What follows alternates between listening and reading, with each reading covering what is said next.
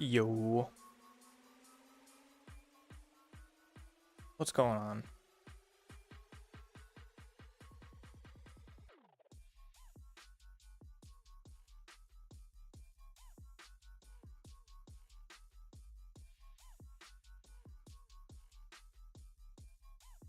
Exciting news today. Got a big update. I don't know if it's big, but it's a good one. So we're gonna check that out.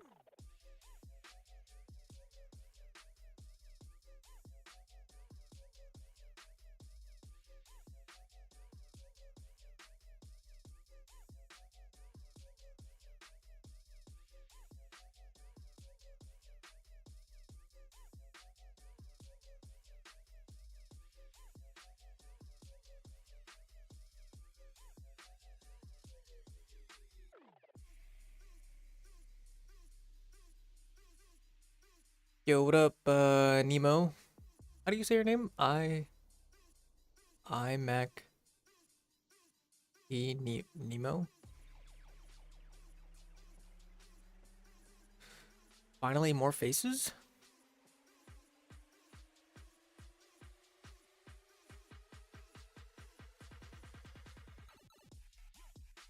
What do you mean?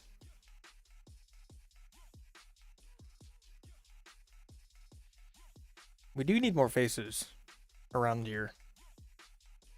Yes. I'm gonna call you Nemo because that's your profile picture. What's going on? Okay,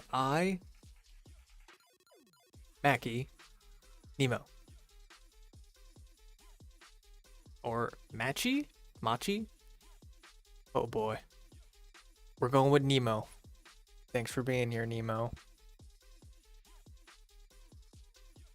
I feel like I still am gonna mess that up. Hopefully Nemo's good enough for you. So we're gonna check out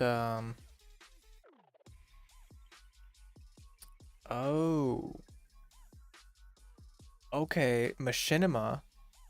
Machinery. Gotcha. So it's that sh sound. Gotcha. Okay, Mashy, Nemo. Okay, cool. Thank you.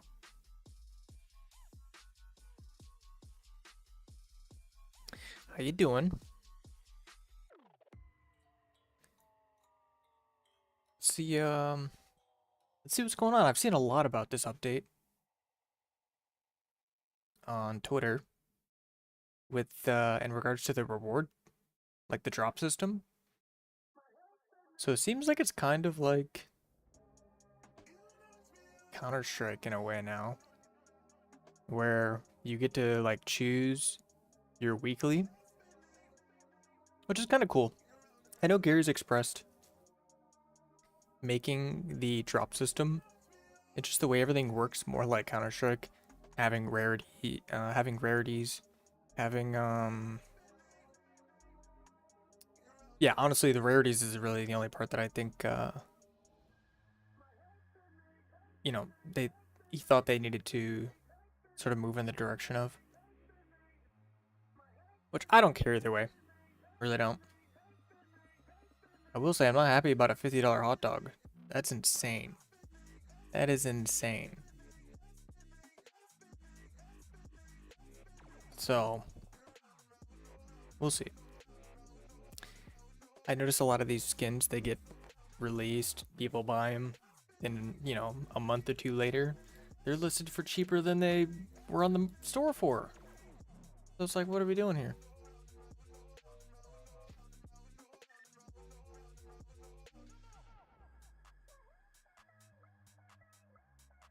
Like, yeah, it's just 50. Especially if they changed it to weeklies. And you're gonna drop a $50 weekly on us? What do they expect? What are they trying to extract from us here? You know? As somebody who likes the platform, who wants to support it, you know, with the whole cosmetics and stuff, I do not want to spend $50 a week on cosmetics. I'm just gonna say that right now. I would like to have all of the cosmetics, just from like a collector standpoint. Come on, $50? Yeah, rare items are only achievable from rewards, I guess. That's what it seems like. Which is good. I think that's good. Like you have those store-bought items, and then you have the stuff with rarity. Although, you know, the way they do some of the um some of the tags on here and some of the descriptions, they're just all weird. Like I think the most recent one, this one says it's available till June 1st.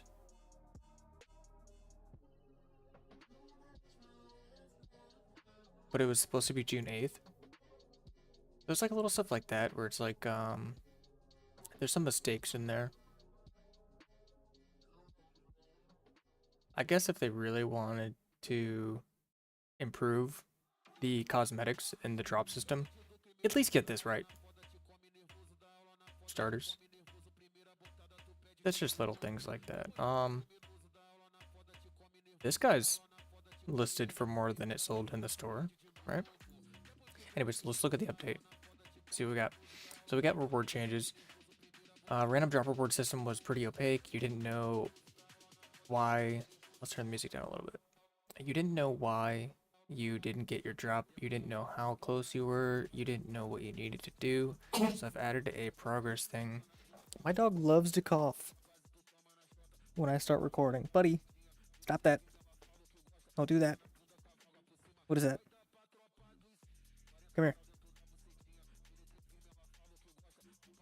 I think he just wants to be in the video. Dog says hi, guys. Dog says hi. Anyways. So I've added a progress thing to the menu to make that more clear. Yeah, this is cool. It was kind of weird because my first week getting drops, I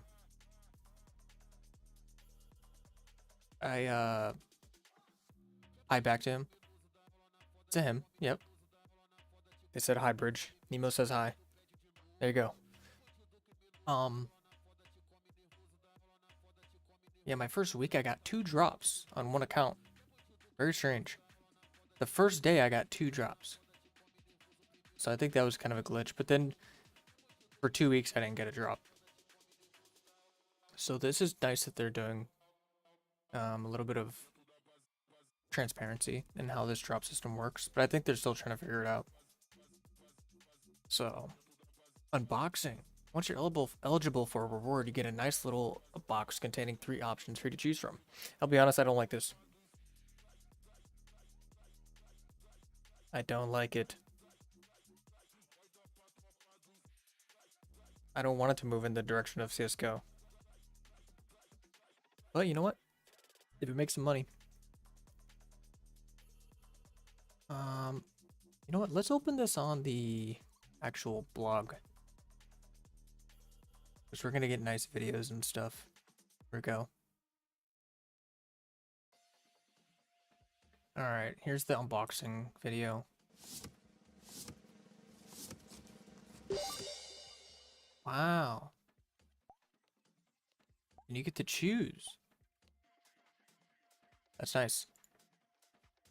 I don't think I've gotten anything too crazy from the drops. The most I've gotten was a black snapback on my other account. And I've got these gloves, the pink and the blue ones.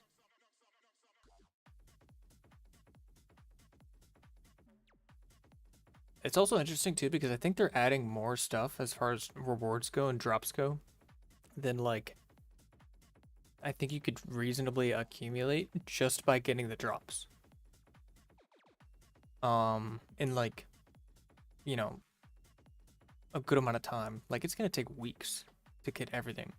I also noticed that if you have a store item, if you don't have store items, so let's go and let's look at this. If you buy everything from the store, then it decreases your chance. I believe it decreases your chance of getting items like the hold on. Like on my other account, I got a chef hat and I think a chef apron. Those 2 are available in the store, but I got them as drops. So I think if you have items in your inventory already, you won't get them as drops. So that might be something interesting to test. You know, you buy all the cheap stuff maybe, and then you only get rare drops. Is that possible?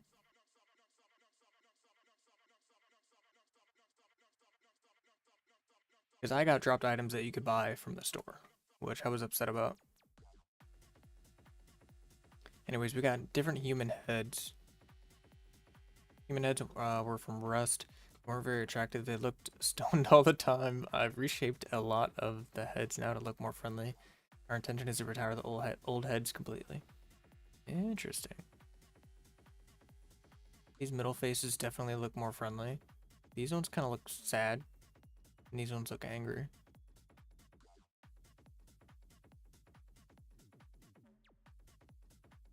Face is not so stoned. Eyes, however, the eyes, the middle ones. This guy maybe. This guy looks kind of stoned.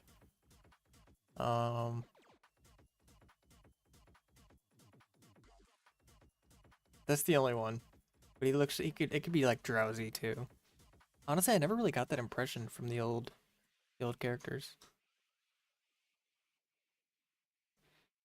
Alright, what is this? Precompiled games. Each time you join a game, you would download the code and compile it on your own machine.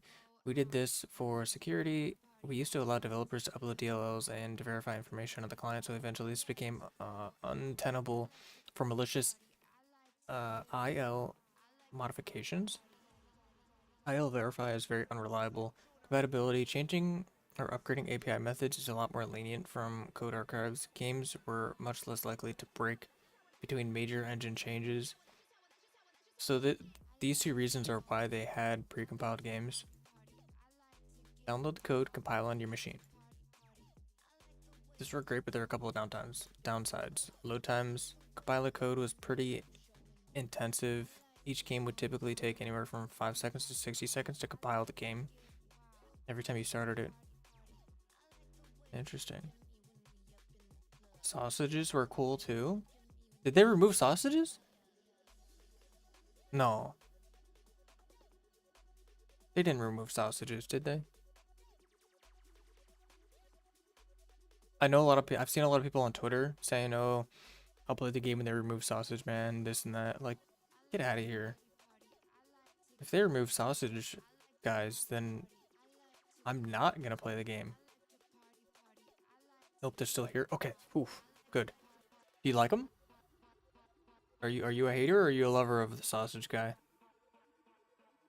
Expose code. Your game's source code was available in full with comments and all. Some bad actors had started to abuse this. Obviously, decompilation still exists, but it's at least a bit more difficult. Interesting. So I've seen this.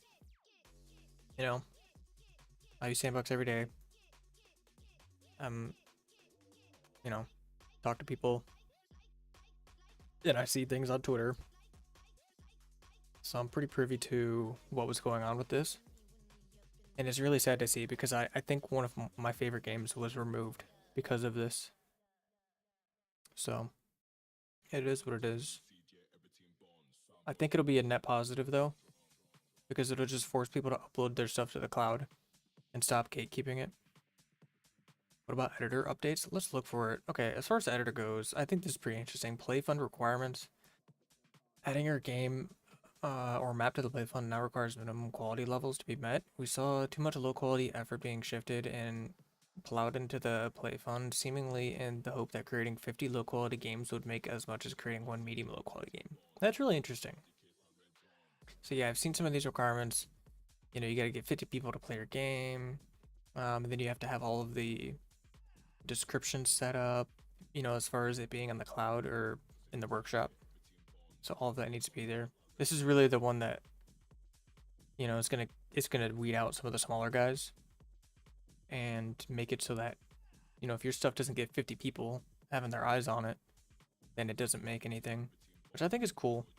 When I first saw that, it was a bit of a deterrent, I think, for me, because I put some of my stuff on in the play fund just to kind of see what would happen. You know, the first map I uploaded made 16 cents. I never thought I'd get anything for it. So kind of cool. But yeah, hopefully there's like a backlog to this where you know, these 50 people, whatever time they spent on there, then you know, that'll be recognized after you are able to enable this. So I wonder how that works. We'll have to see. Twitch API. Okay, let's get to the editor stuff. Developers. If you're interested in making a Twitch game, I made a tutorial on how to use the new streamer API here. Wait, so what's going on with streamers?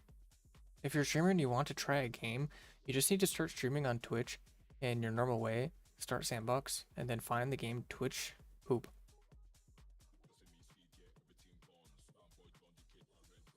Really? Really? If a game can interact with Twitch, it'll have this purple button. Really? What does that do? Click it to pop up, allow you to link your account to Twitch. Once linked, you'll be able to enable the Twitch interaction by clicking the start stream button. Oh, interesting. So games will be able to access your viewers' names and read the chat. So if you have interactive streams, that's cool. Benchmarks, website. Okay, all right. Screen 2D view. Added a new 2D view that's built specifically for making 2D games in this view. Plus X is right, plus Y is down. Okay. So where is that at? That is in a view, and they're under the inspector here. Interesting. Easier to make 2D games. When building a game in this view, it means vector to all this junk will always correspond to the correct direction, whether it's a UI panel, game object, etc. Okay. Lining up the coordinates between some things. Light contribution settings. Okay, so they're under a point light here. And it looks like they've added diffuse, specular, and transmissive. Ooh.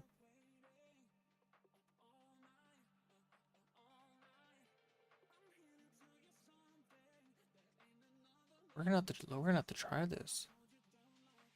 Some of our artists wanted a way to control specific contributions for each light, so you could have lights affect diffuse lighting, but no specular. Oh. Okay.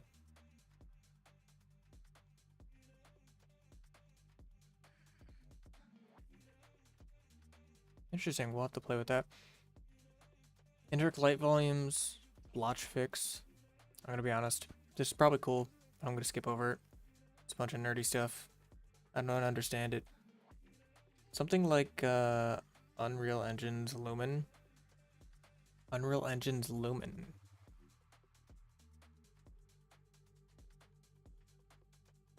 What's that?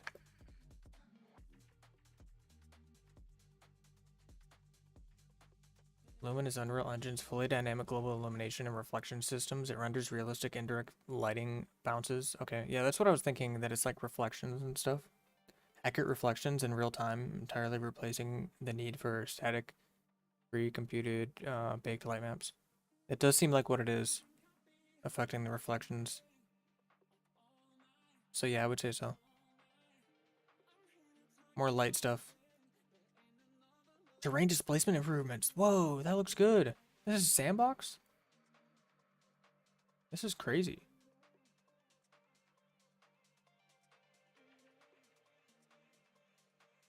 Our previous terrain displacement would move the vertices up, which worked great, but created weird transitions between different materials. The vertices now also move down to keep the elevation between different materials consistent.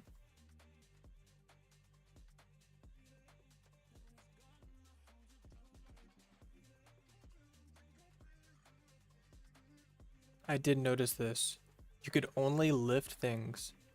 And so to create depressions or ditches, you would have to like lift everything as a unit, and then you could drag things down. So it looks like they have it working in both directions now.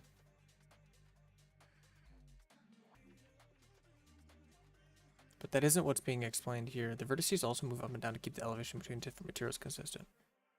Okay, maybe what I just described is not what's going on here, but this looks really cool.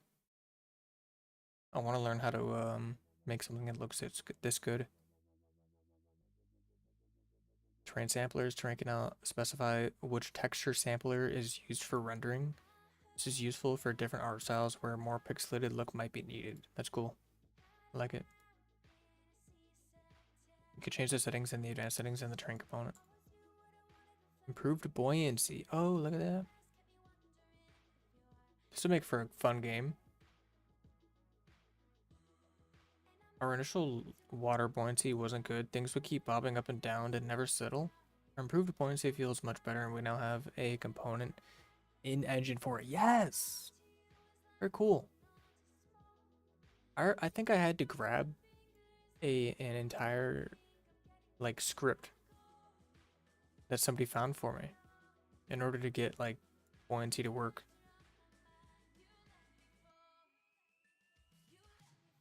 We added a widget to the toolbar to show shortcuts that aren't clearly displayed anywhere else. So what is this? Something to do with materials. Threaded command list. I'm not gonna know what any of this means. We're skipping. Sampler state, property fix. Some more technical stuff.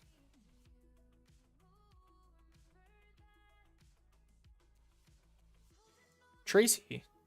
Tracy's supported throughout the engine. Tracy's another profiler, but specifically designed for games with real-time nanosecond resolution that reveals performance blockers that just aren't visible with ETW-based profilers. Does anybody know what that means?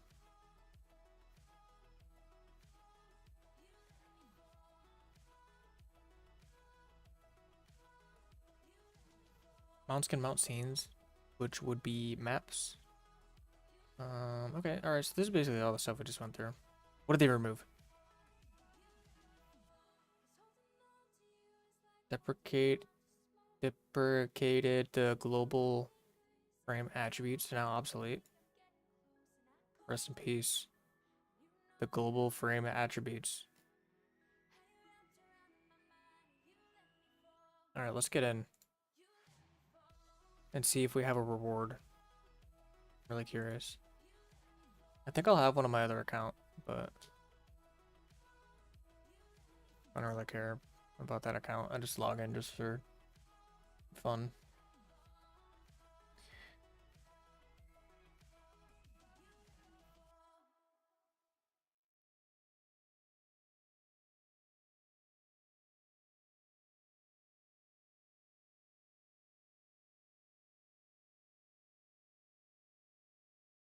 Here, let's get this lined up.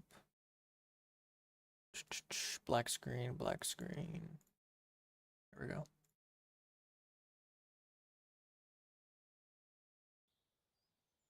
Where are my pants? There they are.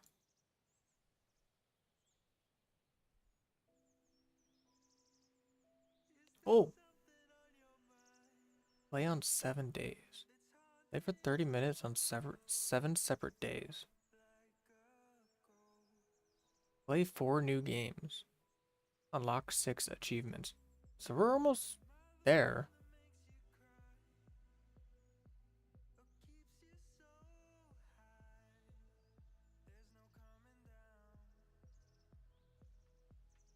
How long has it been since I got my last drop?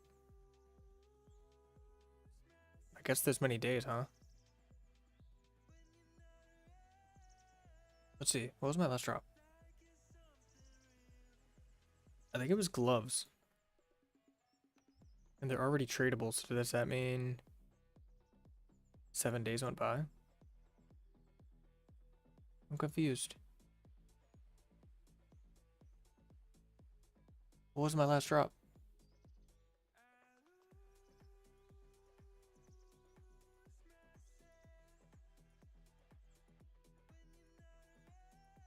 Oh, was it the Construct t-shirt? That's tradable.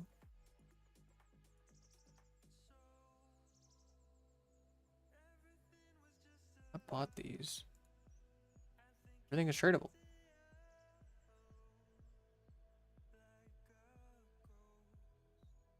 I feel like I'm due for a drop.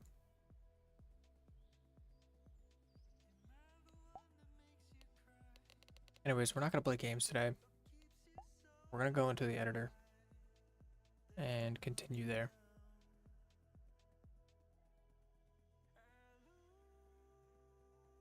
Cool update. I really want to learn how to make nice terrain like they did. That would be awesome.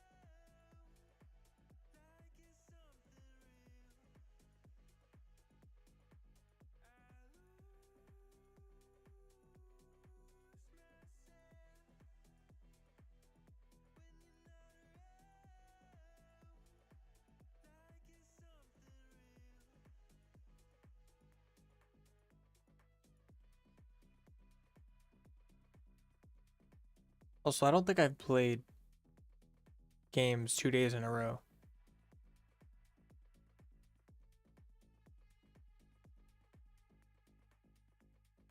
So maybe that's why I haven't had my drop yet.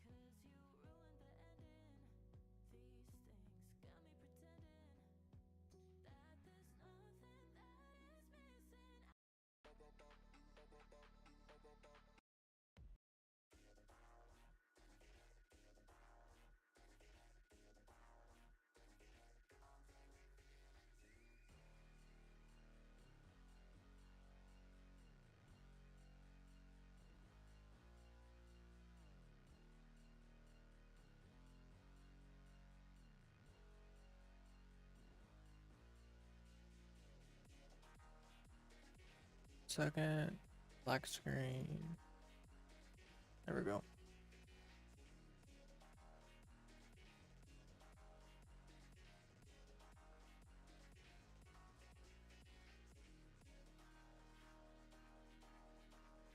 All right.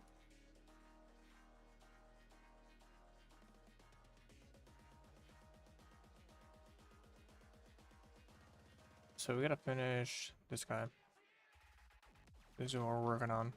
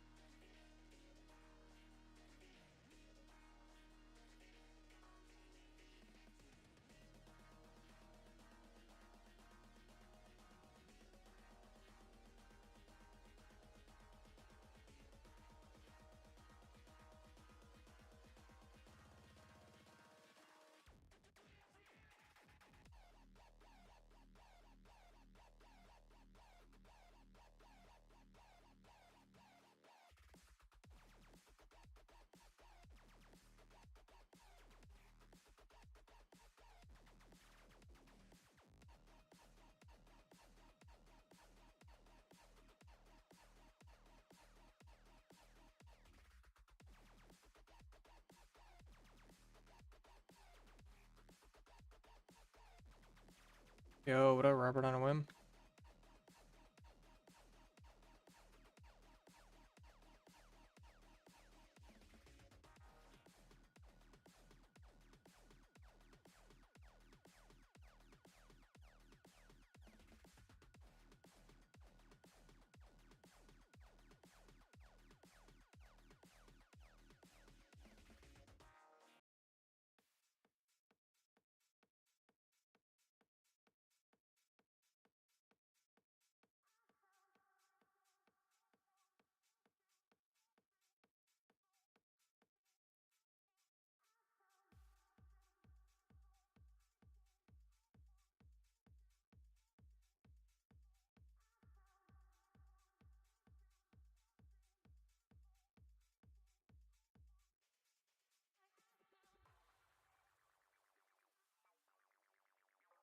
How do I change the size of a cube shape with adjusting local scale, or is local scale fine?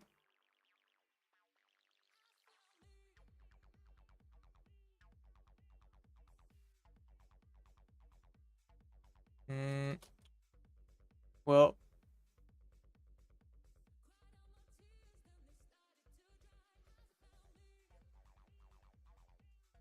change the size of a cube.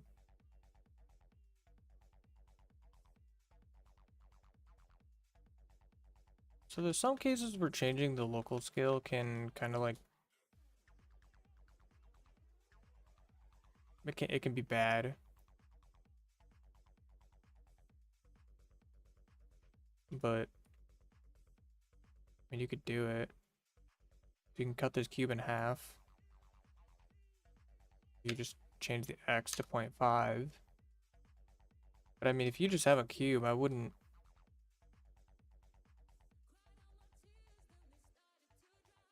I have a cube, but all I'm able to do is change the local scale. I'm in the mapping mode. Yeah, I mean, you can do that. But what I would recommend is just grabbing your cube with the object selection, so just press 4, and then use the resize tool, and now you can use these handles to move it around. I can't select the faces. It's a black cube.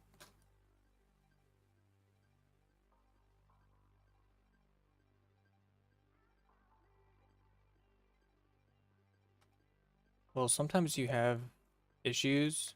At least I have issues when I place a cube down and then I create it. Sometimes it won't let me grab it anymore unless I select it in the hierarchy. So you might have that issue. And what I would do then is I would just make a new cube. Sometimes they can get glitched out. So like if I went in here and I tried to grab this again, sometimes you're not even able to touch it. So you might have to create a new cube. But I would recommend if you just have something as simple as this and there's nothing changed to it, just use these handles. Don't change your scale just yet.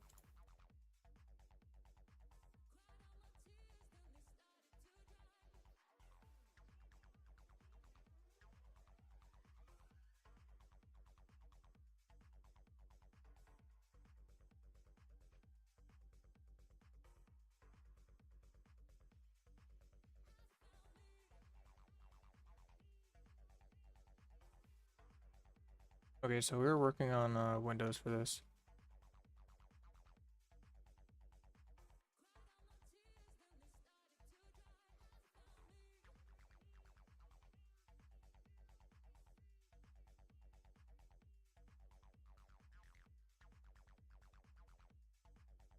Making a floor slab. Okay. With a cube.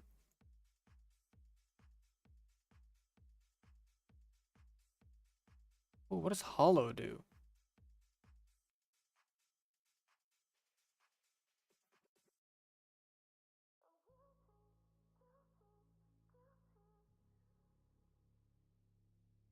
What the heck? I can see through it. Does that flip the faces? So I just need to flatten this cube. Yeah, so if you're at this point and you have a slab, you just grab the handles. Or you could press 3, grab the face, and then press W, and you can use this handle to move it. This will show you how much you're moving it when you do it like this, which is useful.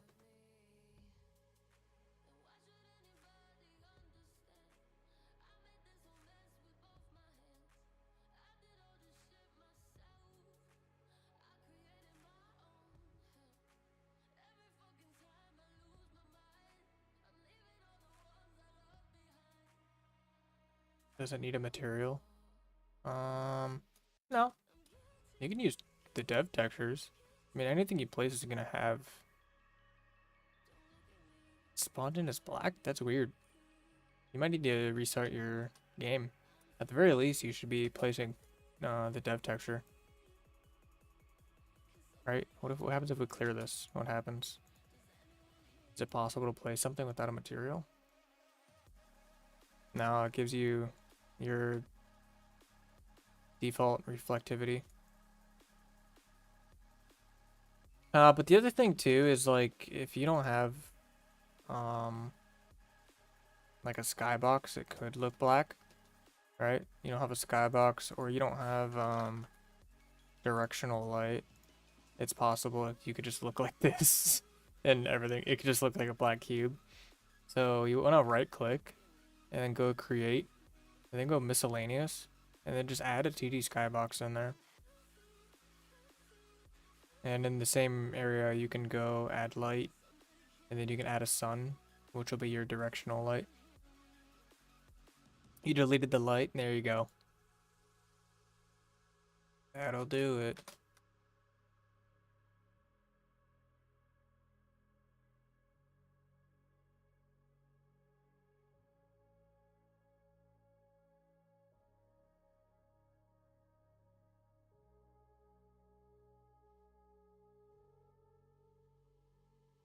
Okay, so we already have these. I think they're already placed or cut. Let's see.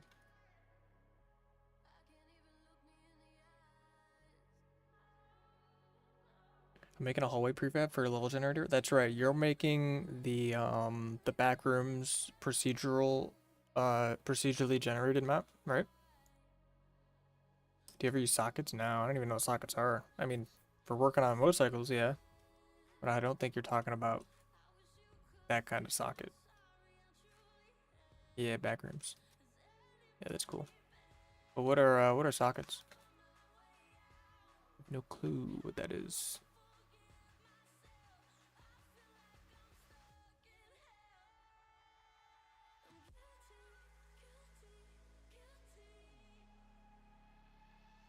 I think a socket. Wait, I think a socket isn't a tool. I think it's a method.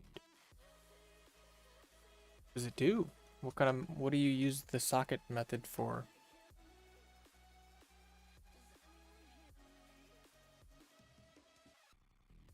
For doors and dead ends? The generator fills it in. For doors and dead ends. Oh, interesting. So once you get to like a point where something needs to be generated, you have a socket there. And that'll basically say, hey, this is where you're starting a generation. Or uses it to connect more hallways and prefabs. Okay. Okay. Is that a component? Socket. Ball socket, pair entity. Tool name ball socket. Modular assets. That's cool.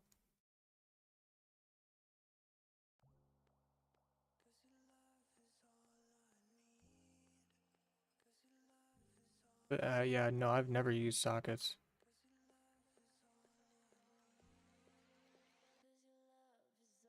Sure, well, one day.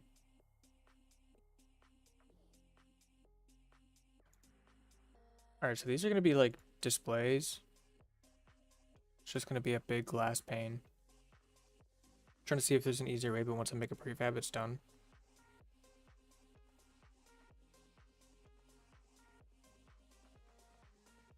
Hmm.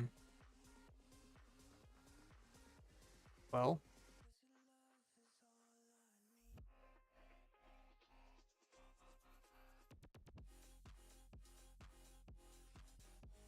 I think, I don't know.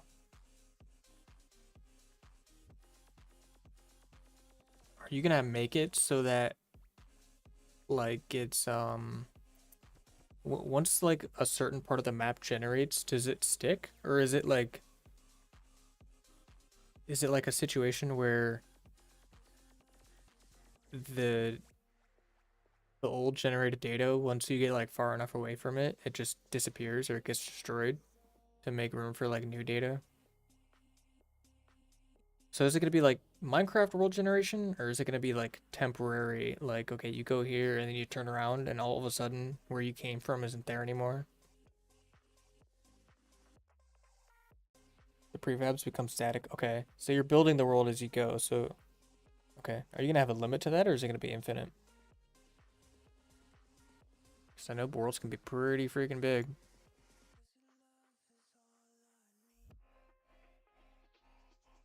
With the maximum chunk size, yeah. So how do you do that? How do you plan to like? How do you plan to?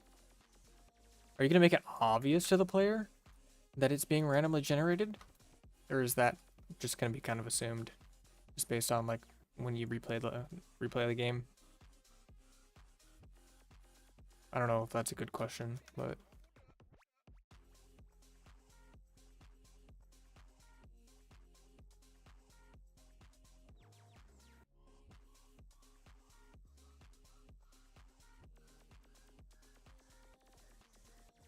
it's gonna be like a skyscraper. It will go up and down in chunks of 3 floors. Okay, so is that how you have your game structured in floors? And like once you get to a certain floor, you're done? How do you beat your game, by the way? Do you know that yet?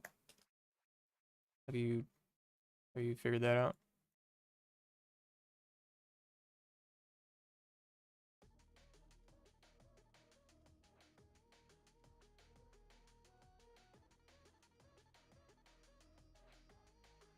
You have?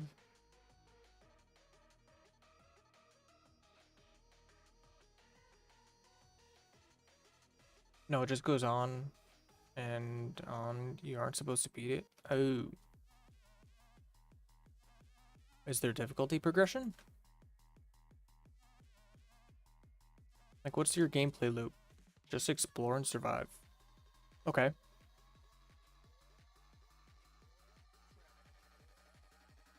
I like that.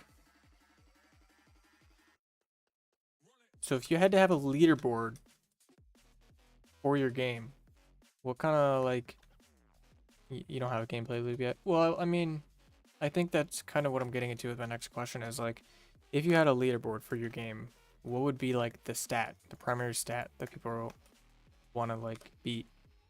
Because it is a game after all. Or is it more of an experience than a game? Is it more like a movie than a game, where it's like there is no real objective? You're just experiencing this creepy area, which is also, some games are like that too. It's like, it's not exactly like free roam. I don't know what you call those games. I forget the term.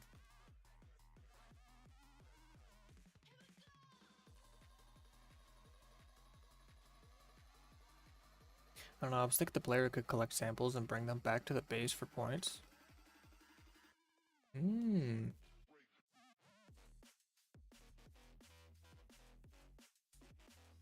Okay.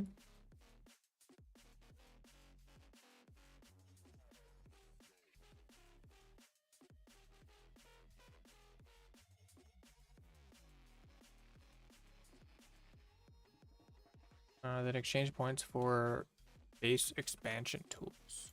Wait, base? You're gonna have bases?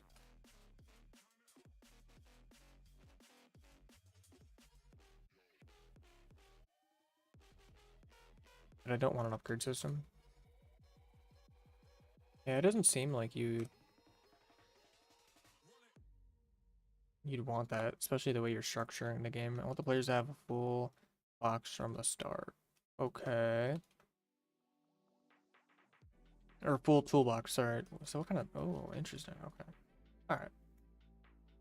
Well, I'm not like trying to force you to brainstorm on the spot, because I know you're, just getting started with this thing, but I like to hear the ideas. I'm just curious. You don't have to stick to anything you say. I'm sure it'll change. That is an interesting idea to have like a tool set that you're able to use. Help you navigate the back rooms. Then maybe unlock tools, let you make respawn points because I want the player to make infrastructure in the back rooms. Really? Okay, so that's kind of where the bases come in, huh?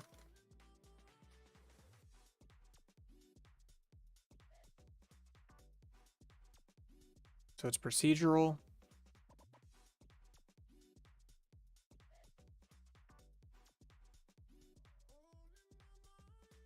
Random.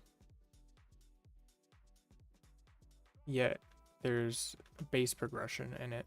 And you collect samples for points.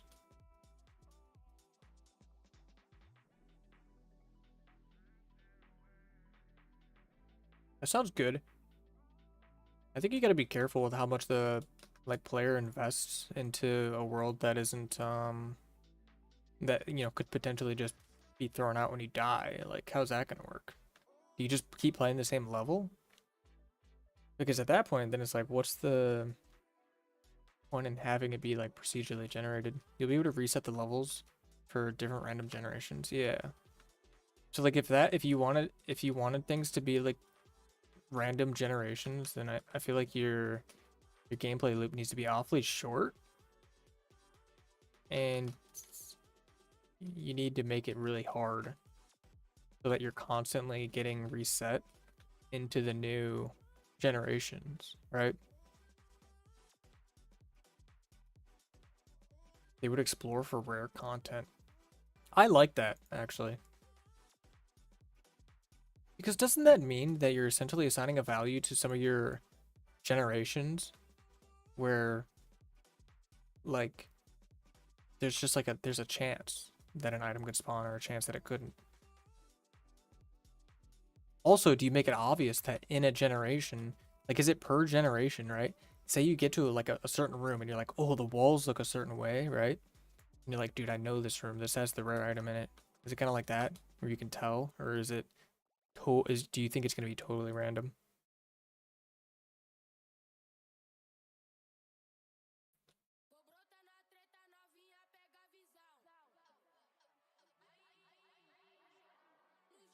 I need this to go all the way through.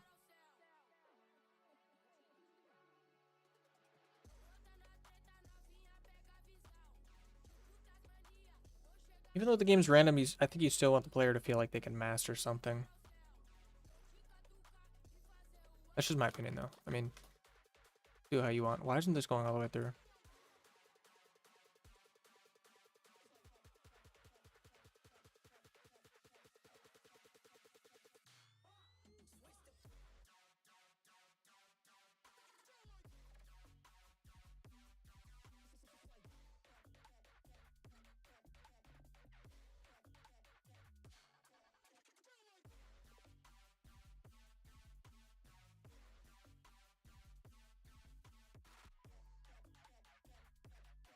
Very confused here. So it's creating a mesh in here, even though I have the entire wall going through it. But from this side, it's not there. What? That's so weird.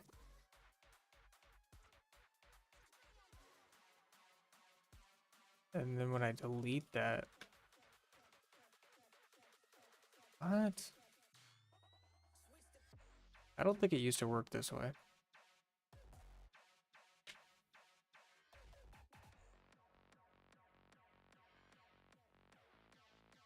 The generator should support random prefabs, rooms that can spawn. So the player gets to look for loot in specific rooms. And I can even add a key and items to be used in other rooms. You can collect the key items and hunt for the solutions. It's very up in the air. I'll probably use the LEDs eventually. I have ideas. Yeah.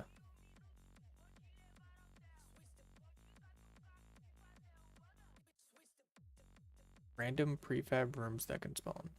Yeah, but okay, my question is though, because you're gonna have items in rooms, right? Are the items going to spawn in specific rooms? So you can tell once you get to like a room, you're like, oh, this is where this item is.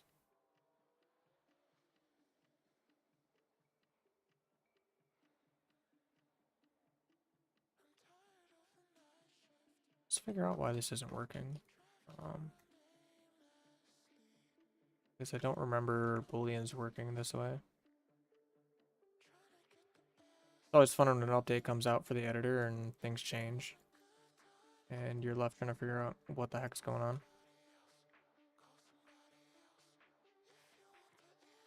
See, that's what I expected. Nah, random item spawns. Maybe I could have specific items in specific rooms too. I think it makes sense. So then you could at least make the player feel like they have some hope of mastering or beating the game, you know what I mean? Or, you know, some sort of like familiarity. But who knows? I'm just yapping, you know, I'm just a guy.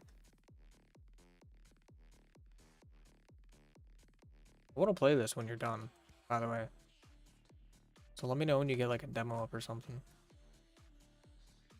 I already like the videos that you posted on YouTube. Yeah, the shorts. It's good stuff. I think No Man's Sky have backrooms. Okay. Okay. So I'm gonna hate it. I'm kidding. I didn't like No Man's Sky. That's the only reason I'm saying that is because that game is so ugly. It's so ugly. Like I've played Elite Dangerous, Star Citizen. So when No Man's Sky came out, it's kind of insulting actually. Plus it had a really bad launch. Oh, is what it is. No Man's Sky looks good now, does it? Every time I'd spawn on a planet, it was just the most boring, ugly planet ever. That was my issue with it. Oh, you know what we did?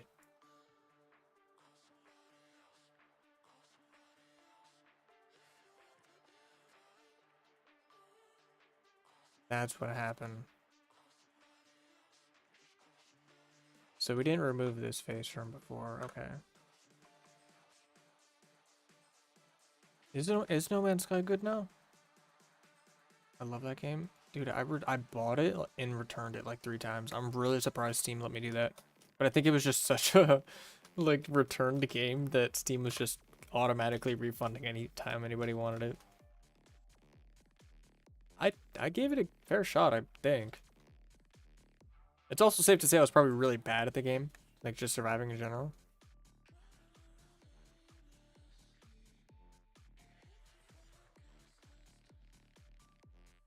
Can you beat No Man's Sky? Is there like an end? I thought I remember seeing something about like an ending to that game. That actually looked kind of good. Okay, now we have our cut there. So we need to get glass in here. I'd go back and play it.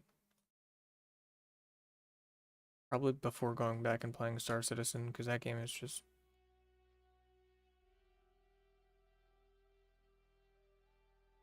You have to be, what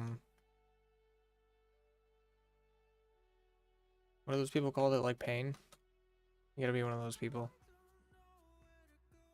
Just sick in the head to play Star Citizen and actually enjoy it. The ending of No Man's Sky just makes the game start over again? Really?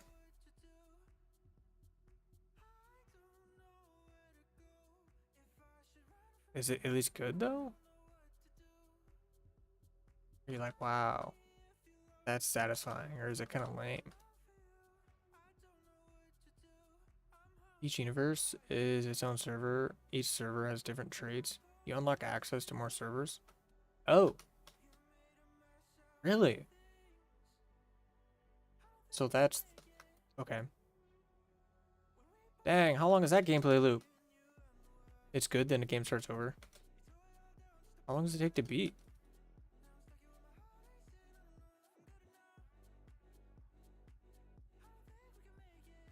That's insane. They just make you play the game over again.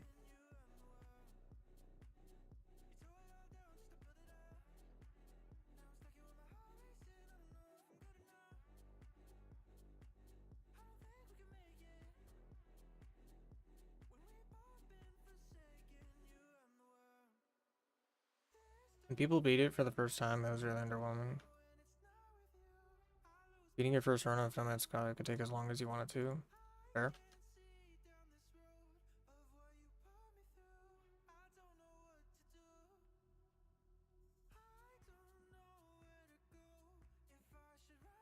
Oh, did they end up adding multiplayer?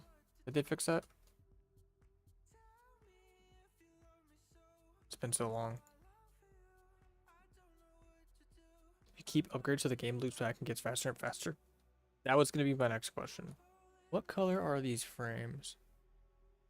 Because, if the game doesn't get easier the more you go, then it's kind of, that would kind of suck. But it sounds like you keep some, you gain skills or attributes. Yeah, the game has seamless multiplayer now. What do you mean by seamless? Like it's just good? Like it's really good? It works well? Because I know Star Citizen has that server meshing stuff where you could have like 1,000 players in one server, but technically like areas, different areas are different servers. So it's kind of weird. It helps for the 10, what are they called? The 10Ks, 1033s. There was something where the game would crash and they made it so it actually recovers in the server. Super cool. Yeah, it's pretty good now. Oh, okay. You can see other players now. Oh, okay. Good. Yeah, I might give it a shot. Buy it for a 5th time. Wonder if Steam will let me.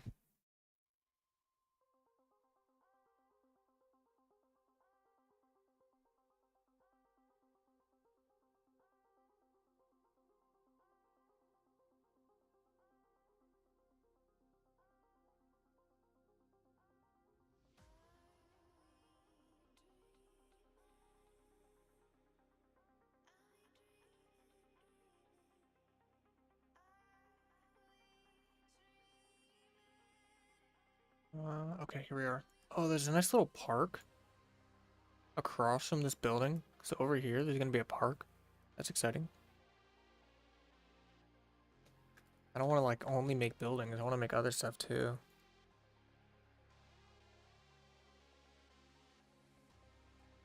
What is this? A dog park? It looks like a dog park. Yeah. Okay. You can't see what I'm talking about. It would be nice if you could. I wanted to hide monsters behind uh finding secret objects. Stop it. Are you talking about like the Black Ops mimics where they can be items and you freaking go in there and boom, monster comes out?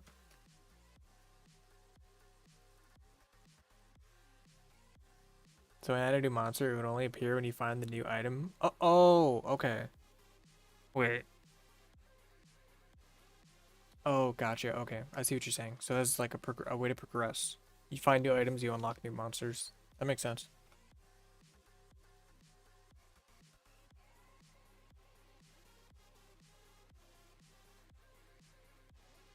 Alright, so these windows are oh wait, there's actually no metal frame here. Wait. Is that true? No, there is. It's like white or silver. So we'll do that.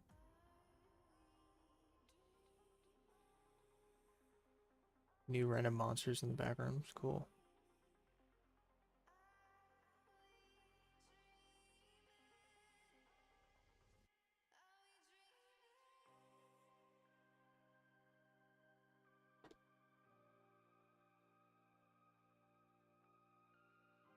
I think we'll do white for this. Is this the clean white or the dirty white? This is the dirty white, so we need clean. Clean. See if I can find it.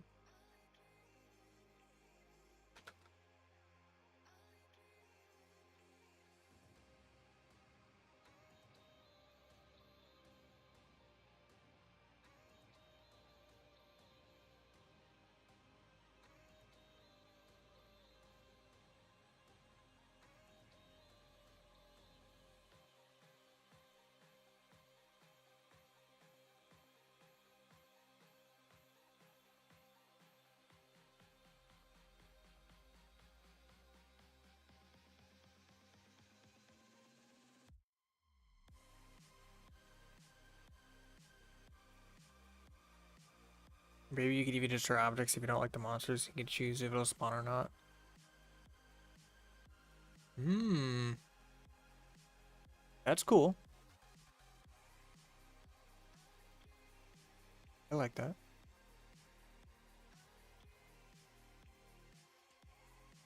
So it's like if you leave that item, then you have to go find another one.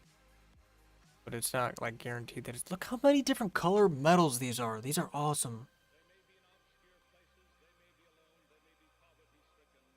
These are awesome. I love these trim sheets.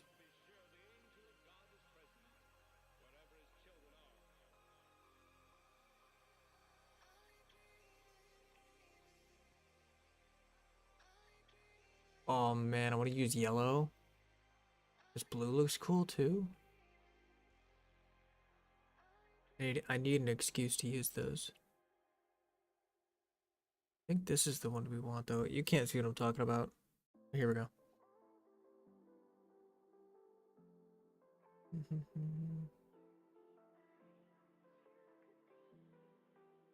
Think about finding a bullhead statue, then seeing a minotaur in the back rooms.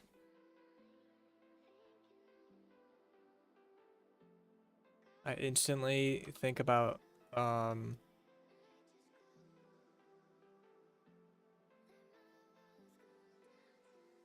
Dobuscus Minotaur song.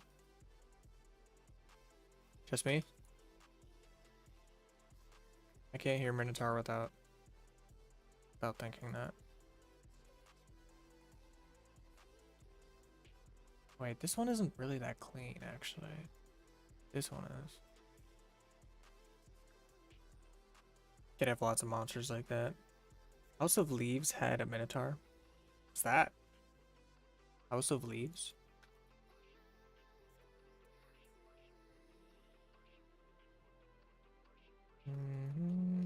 Okay, that.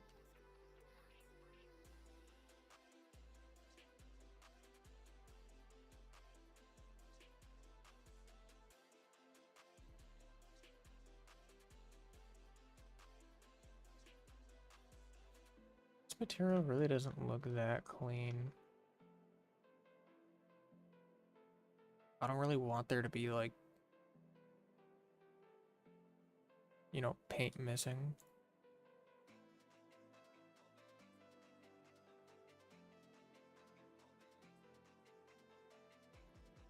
Clean. Trim clean.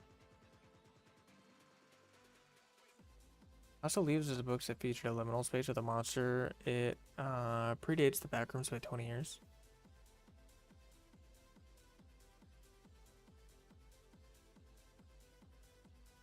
So was it like a picture book? Or just had like a few illustrations? How do you read a limit? How do you read about a liminal space? I mean, I guess you could get described it.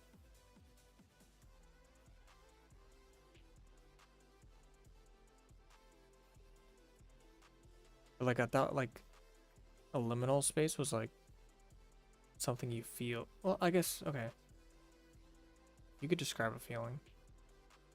I don't know what I'm trying to say.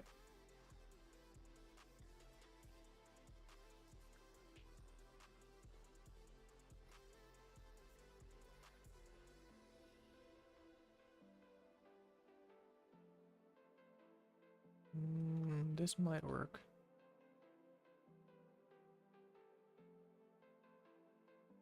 I'll try to use this. It doesn't have anything on the ends. Look it up, it's hard to explain. It's a diegetic novel. Whoa. It's the first time I've seen that word, but I'm pretty sure I know what you mean. Very interesting. Diegetic.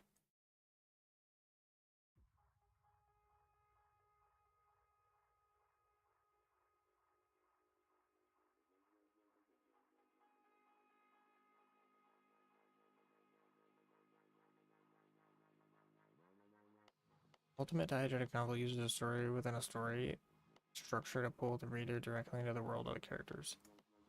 Story within a story, huh?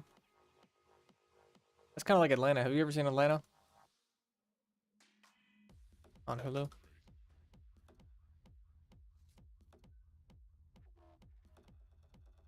I had a lot of those. I don't want to say they were like skits, but it was kind of like the same universe except a bunch of different stories. Sometimes there'd be like an episode, like a random episode where all of a sudden, like, you get a peek into some other person's life in that world. Kind of cool.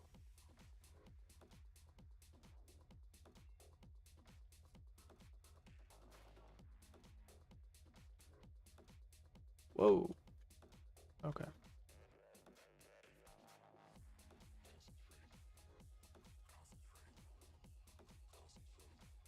Is it just me, or do people listen to audiobooks nowadays and say they read the book? Like, I feel like it's not as, not that it's not as cool to say you listened to the audiobook, but like if somebody said, "Oh, hey, have you read this book?" and you just listened to the audiobook, are you saying yes or no? Like, are you gonna correct them and say, "Oh, well, I listened to it," or are you just gonna be like, "Yeah, I read it"?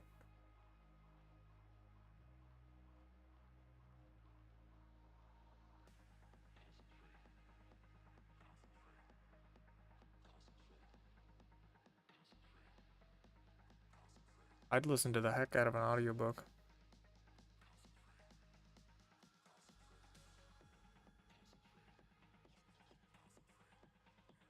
I gotta recompile my game. My texture tool's not working.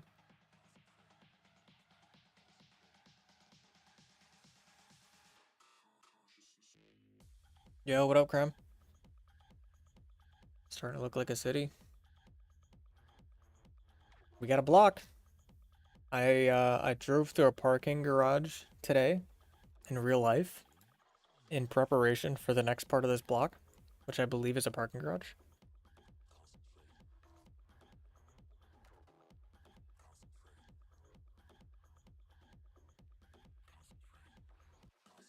And if it's not, at least I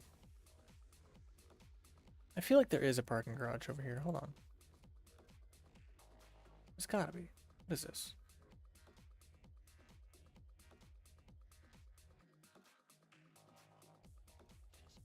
Oh, wait.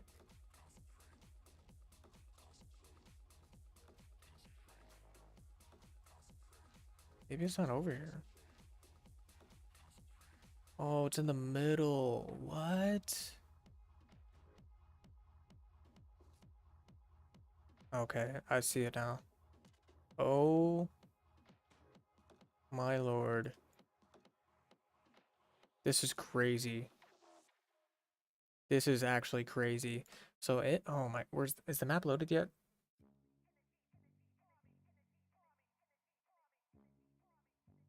This is actually crazy. This is a task. I don't know if I'm gonna do this.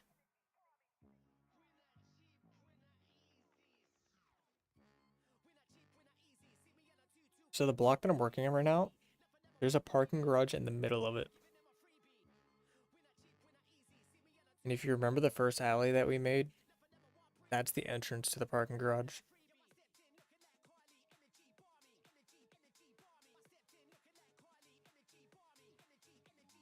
It has the idea of when a memory is created, it has to live somewhere, and that somewhere is the back rooms. That's what Joe Rogan believes.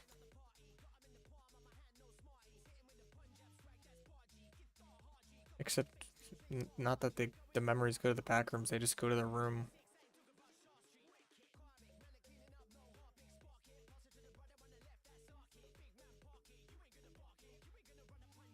Oh yeah, I was listening to somebody talk about the back rooms. They were saying that that's the why like everything looks creepy is because it's like how you remember things, and like since your memory is not perfect, everything's kind of like distorted to a degree.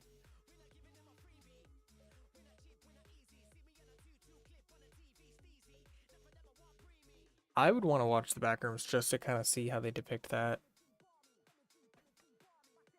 I don't really think it's gonna scare me or it's gonna entertain me at all, but just out of curiosity to see how they depict memories, living memories, I guess. That'd be interesting. Let's see how much space we have for a parking garage and see if it's like reasonable to do. So this alley here that we made is the entrance to this parking garage. And the parking garage has a really interesting shape.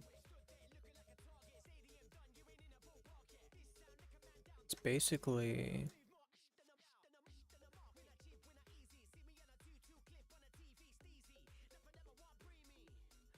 shaped like this. Oh, I hate that you can't build on terrain.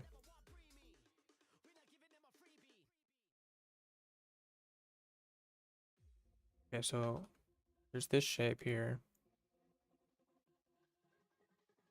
Okay, this might be possible.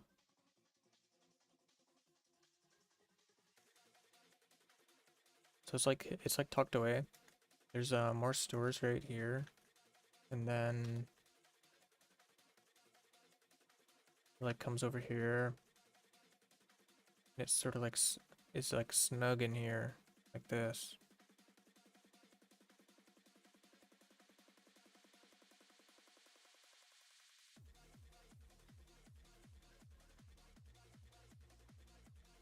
This is basically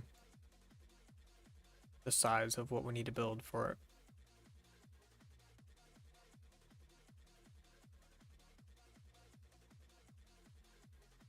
And then there's like another shop here. Okay, let's just grab this. There's like another shop, a really long one here with a little bit of a space back there. And then there's this actually comes out to the street.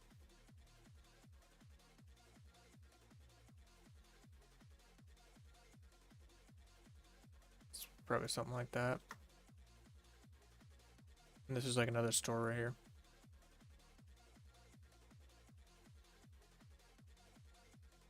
And there's more stores like that. So yeah, kind of interesting.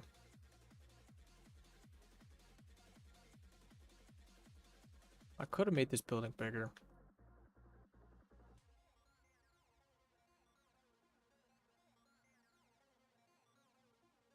I think it'll be fine.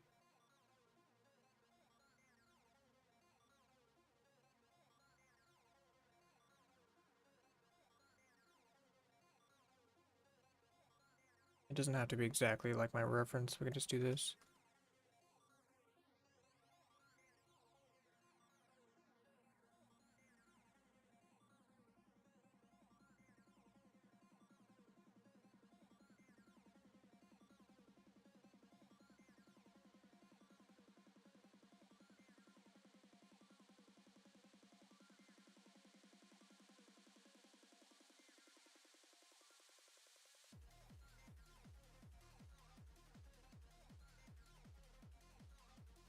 That's how this block is laid out.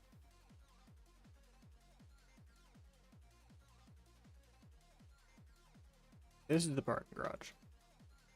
The question is it big enough?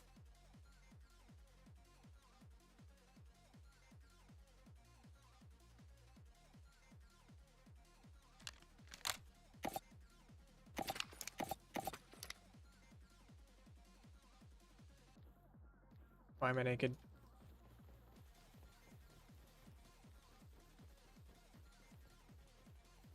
This is enough space for a car, for sure.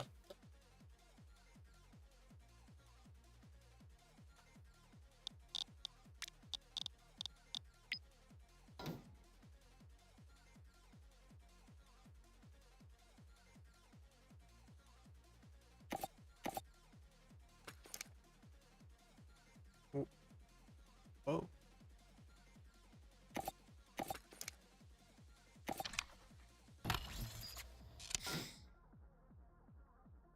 What happened to this thing? Does it not work anymore? Why is it just dropping like a brick?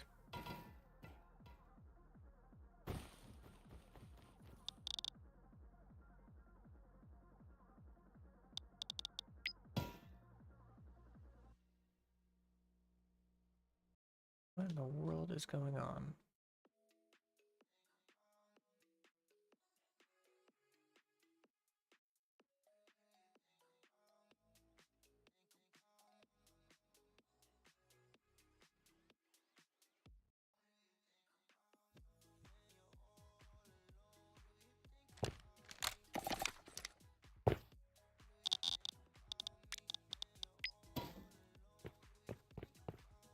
It's just broken.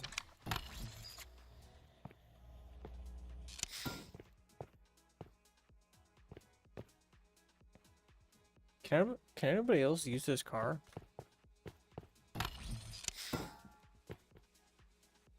Or is this just me?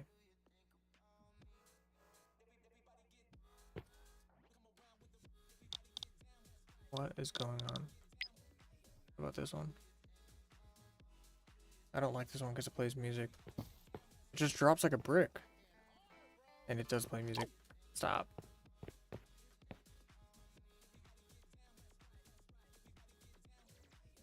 I think there's something going on with the update. It's like changed something in my world.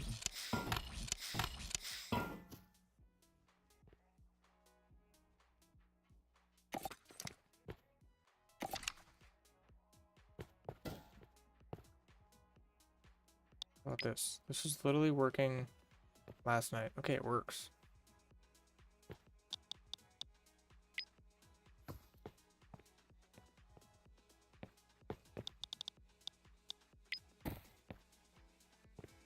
You can't even drive it.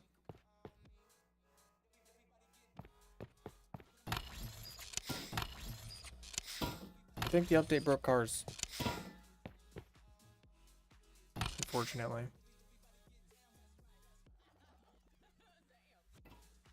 It doesn't even blow up anymore. Alright, we'll just Hot Wheels it. So you're in a car. This alley is definitely big enough for car.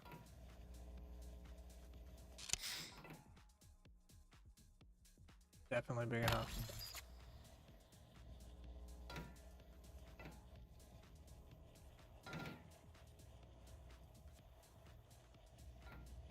I think I need a way to make it so you can go up. This is big enough for like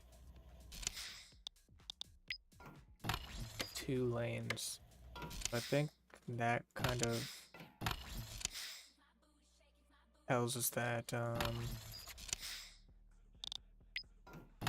am I trying to say? That kind of tells us we have enough room to make like ramps on both sides going up.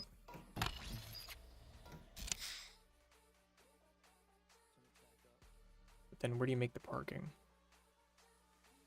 Probably on the ends. Okay, alright. I think this is possible.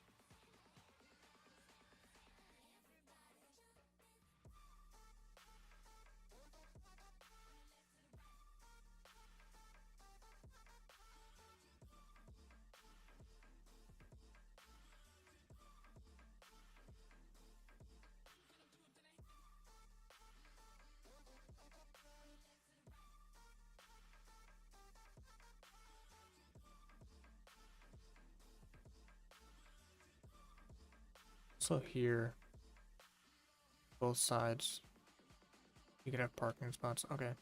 Seems like this is going to be big enough.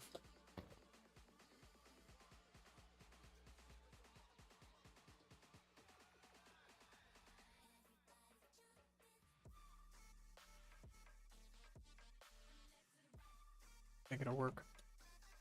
My fast texture tool want to work now? Let's see. What's going on? Look at this.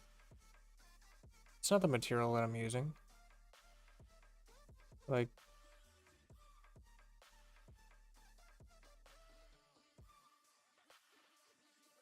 what? Everything's acting strange.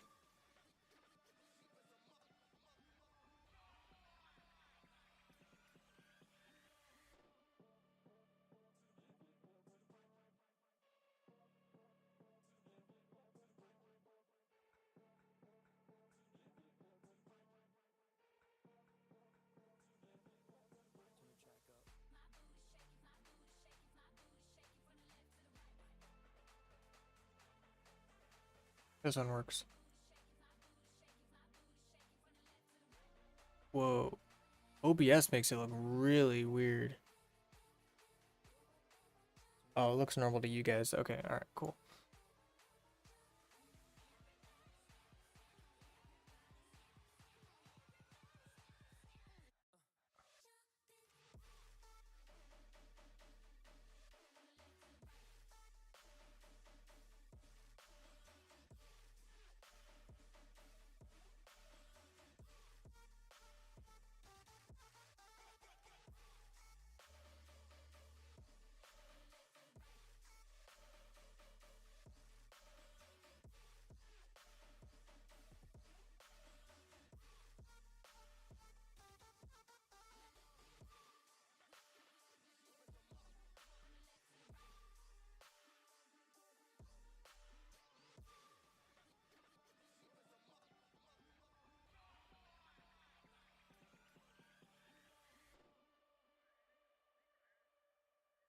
Second.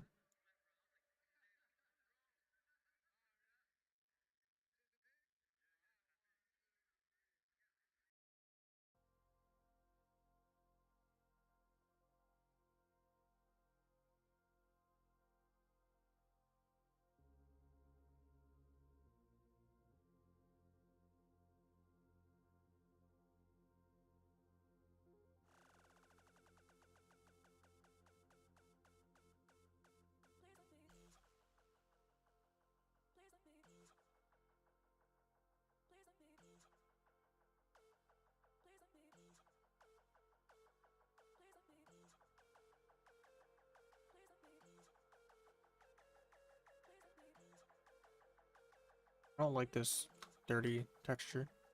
I wanted a clean one, but it's fine.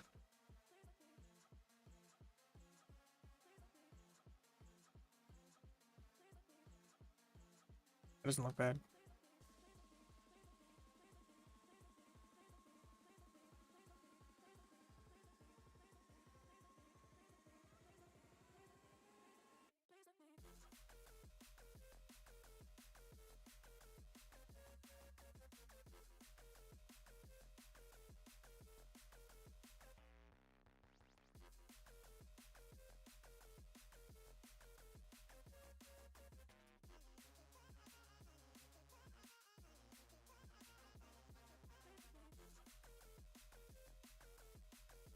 Hmm.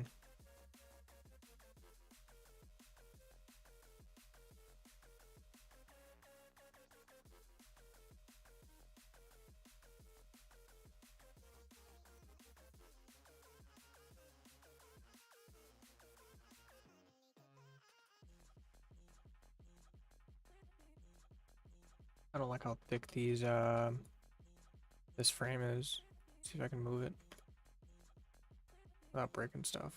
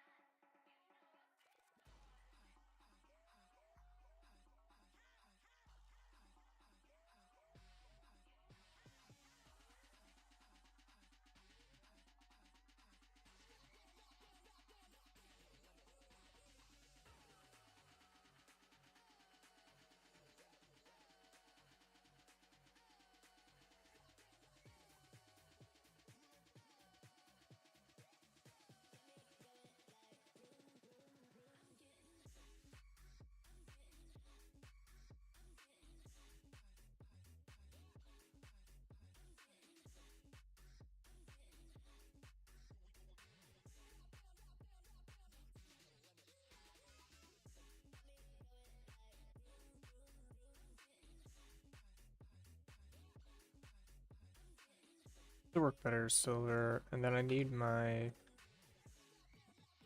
red material right here. I need this to be there.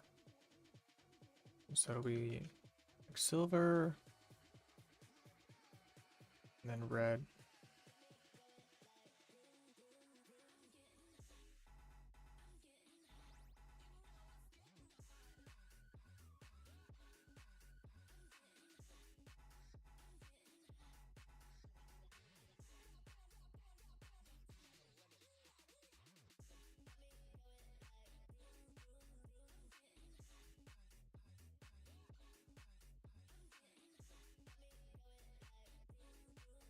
Wish you could edit cloud materials.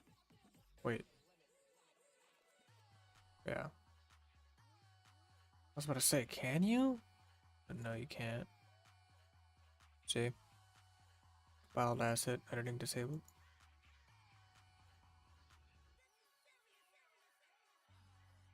Oh, one thing I wanted to check is if you could turn models from the cloud browser into meshes. No way.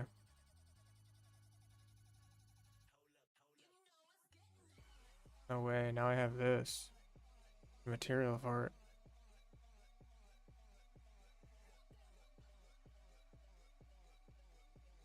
That's crazy. What happens if I put that material here?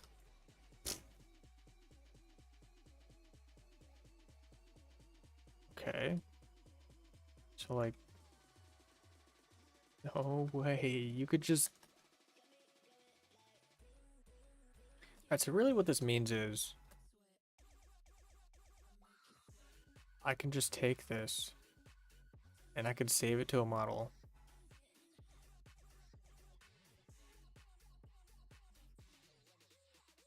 Just super easily just re-upload a model.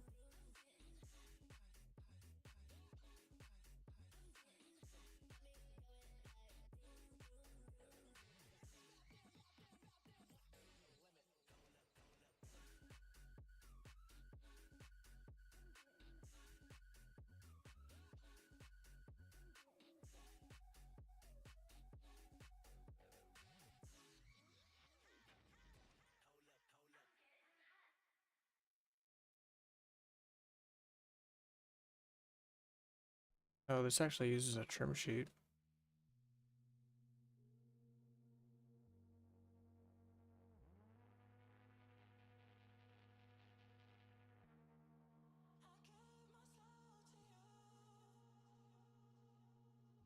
Hmm. Interesting. What about a watermelon? No way. Whoa. Oh, it's got a stem?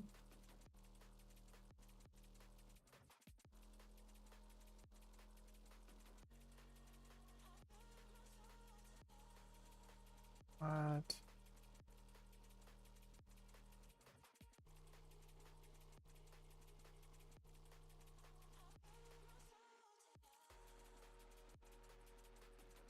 This is kind of crazy, actually.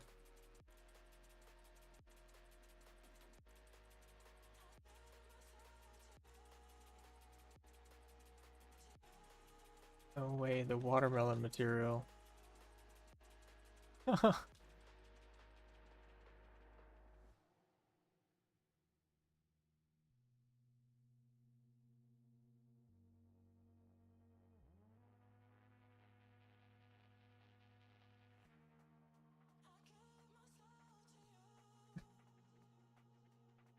Weird.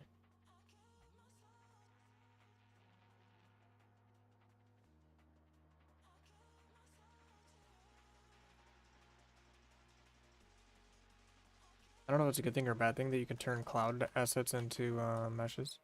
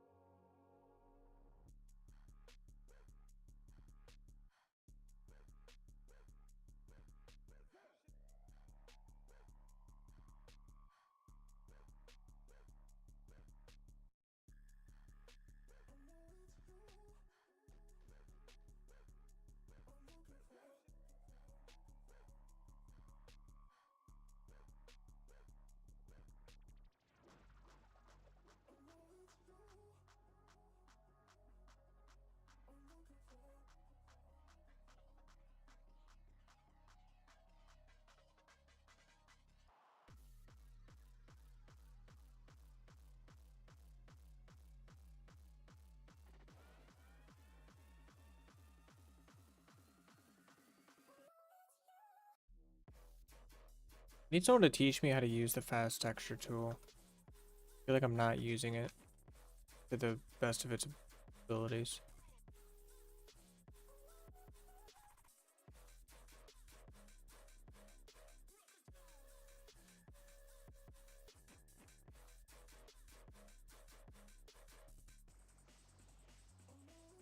What happened?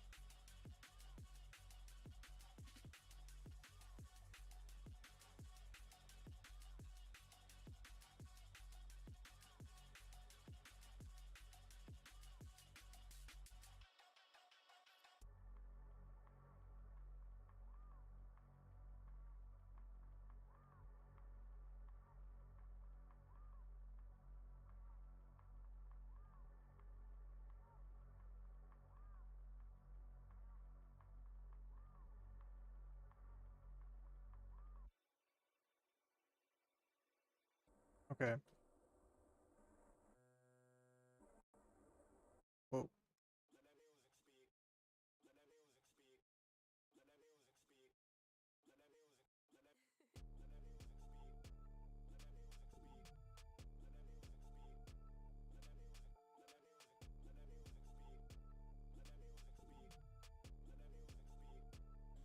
Windows on this side.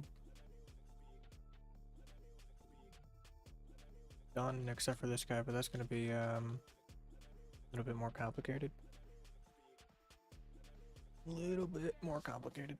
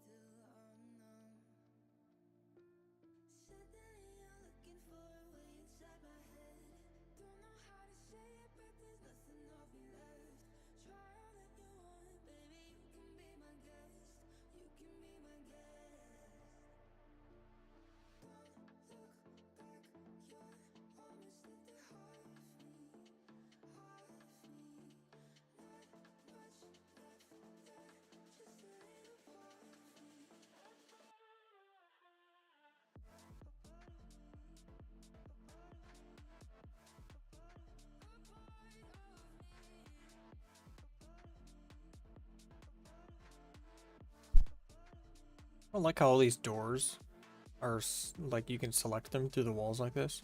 I don't like that. They get in the way. I want to turn that off somehow. I guess I gotta hide them. Or just get rid of door components for now. But it's quite annoying.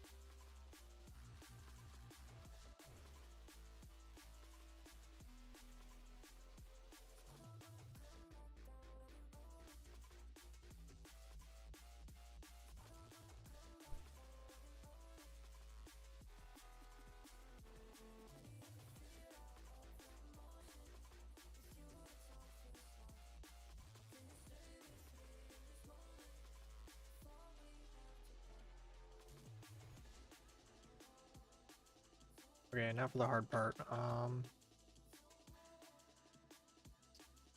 Yeah, this is... We're not doing an interior for this, by the way. We're doing a fake interior. For now. It's just gonna be a placeholder. I don't feel like making it like a space this big. I don't feel like trying to make that interesting at the moment.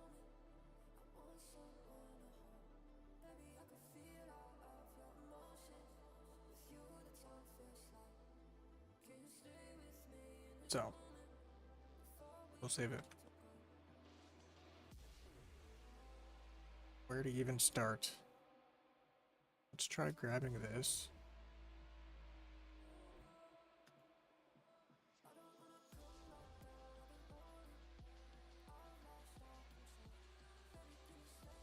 Oh, I wonder. This could actually be super easy.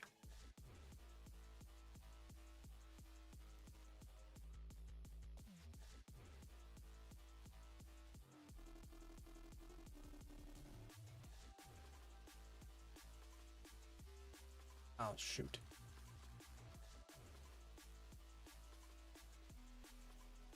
Here we go.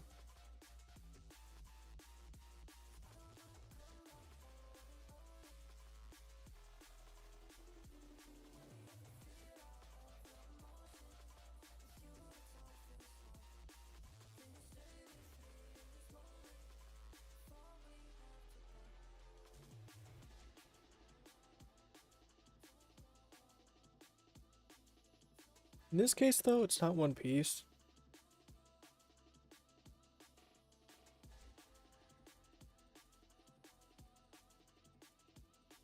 Could potentially make it one piece, though. Let's see.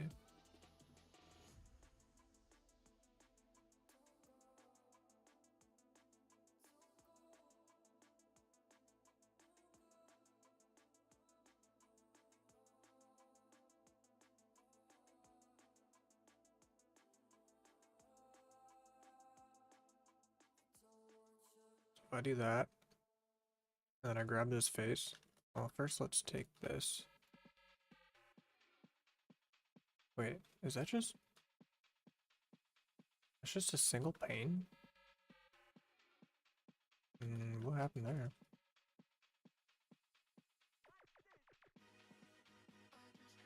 Also, this isn't over enough.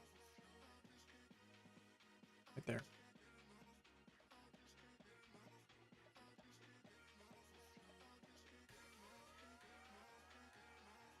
Like this? Just move this in for now. I don't know what happened to that glass pane. It's fine. We really don't need glass in the back if we're gonna make this fake interior too, so something to think about. I should be able to just grab this face and go like that. And then I should be able to grab that face.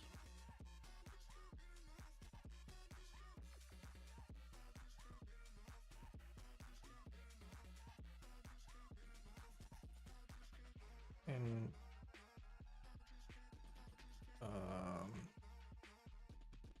okay.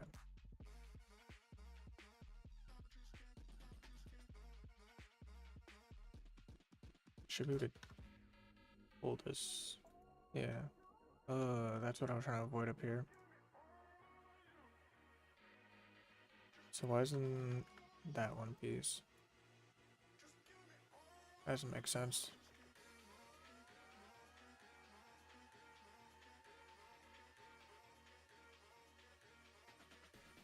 Yeah, what's going on? Where is that coming from? These? Can I combine them? Yeah. It's still kind of weird. Is it coming from here? This corner? It could be.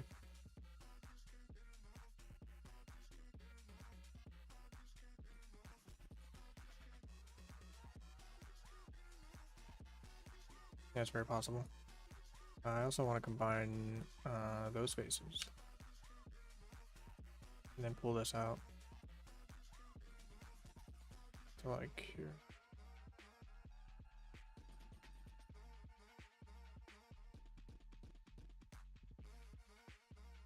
And combine these as well. Hopefully that geometry doesn't get... Hopefully that geometry doesn't get too messed up.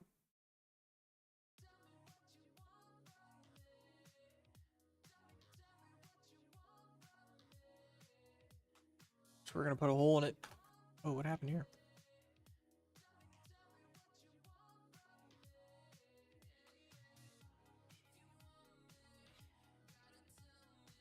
There we go.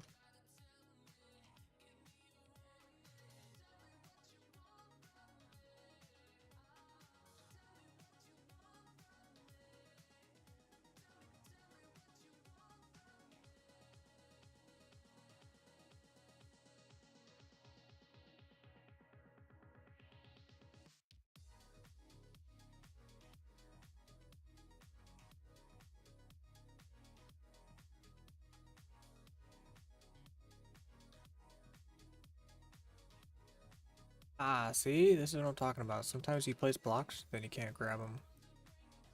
Very strange. What if we bring it back? Oh. We could just undo and then redo. Good to know.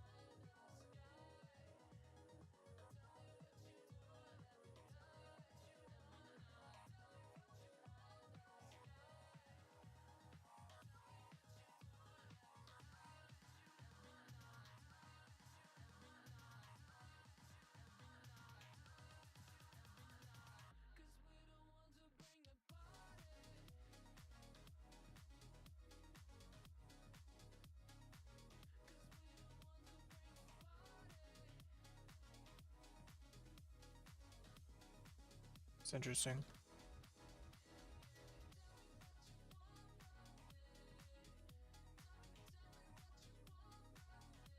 Put that in two more so it doesn't overlap. And now this will should work. Yeah. Okay.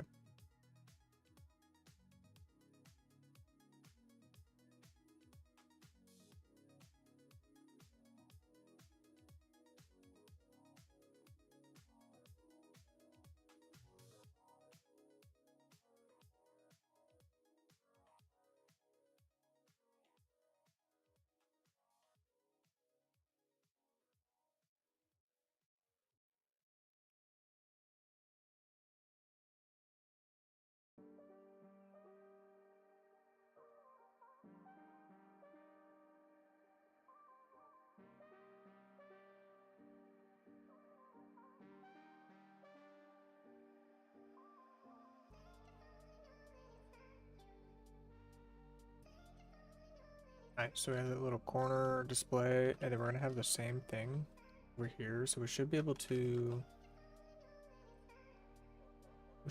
mirror this. But I'm gonna combine that glass in there. So yeah, this is all one thing. Let's go ahead and center the origin. And then see if we can mirror this. Whoa.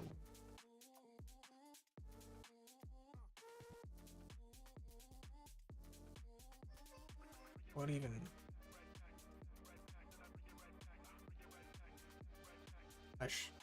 What am I doing here? 69.996. What is this, joke? What rotation do we need? 90? Alright, perfect.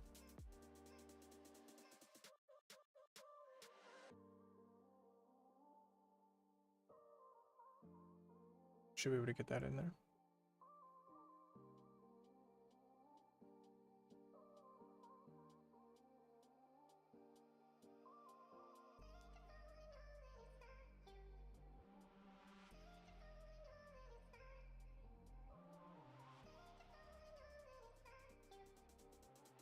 Oh, that looks so good. Great.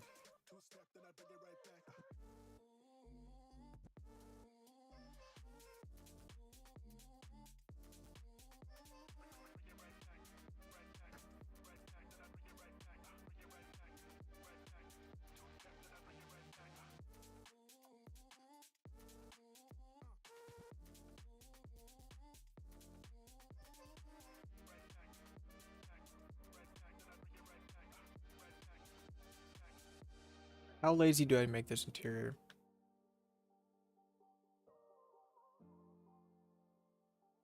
What I need is a block here. So I need a block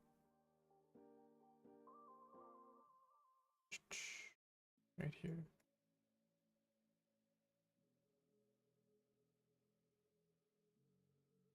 Needs to be like that. Needs to be hollow. And that's a decent distance there.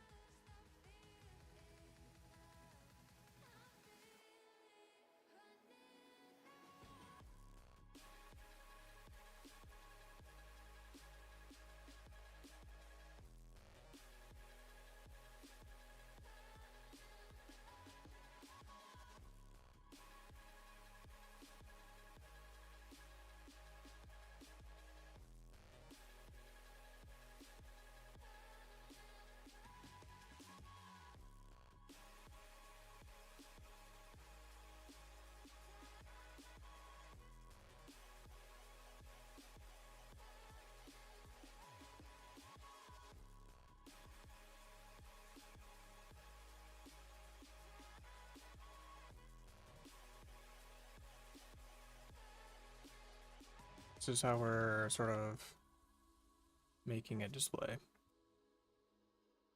Like a display case with really tall windows. I see idea here. Let me go get my carpet. Where is it?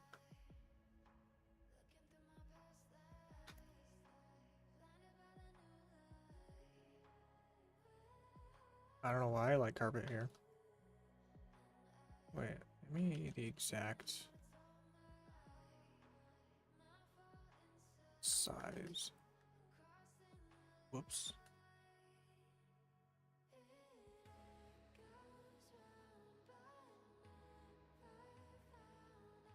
Nah, sick.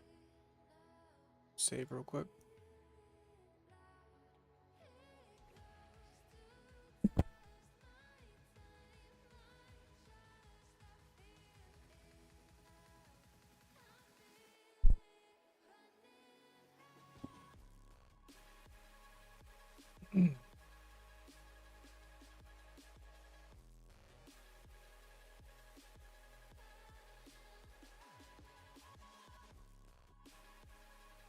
Let's see how that feels.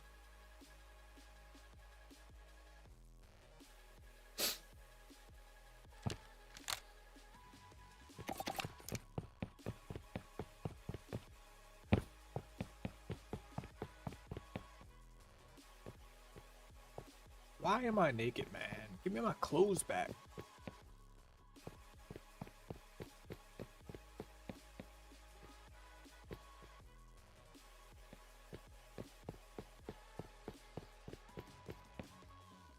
Alright, that looks pretty good.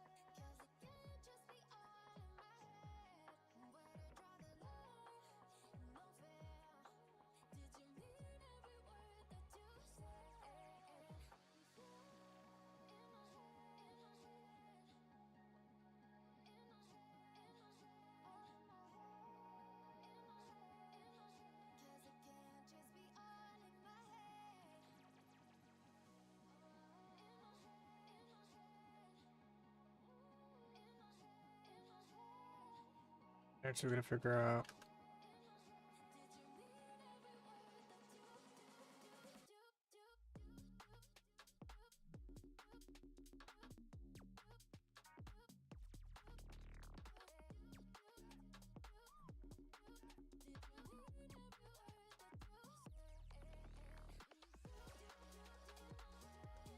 I'm gonna just.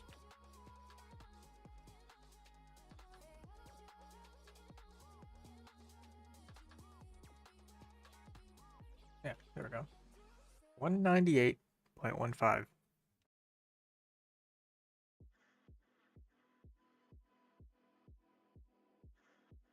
So 199.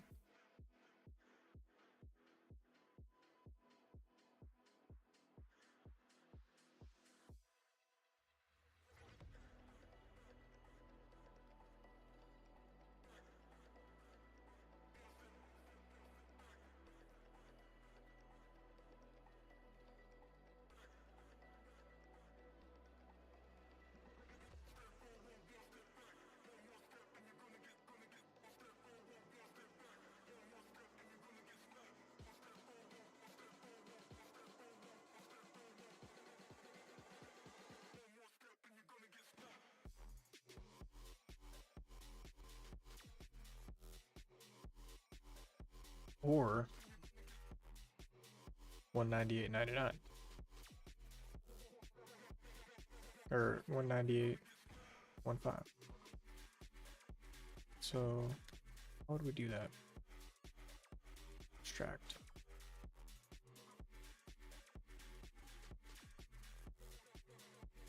Oops.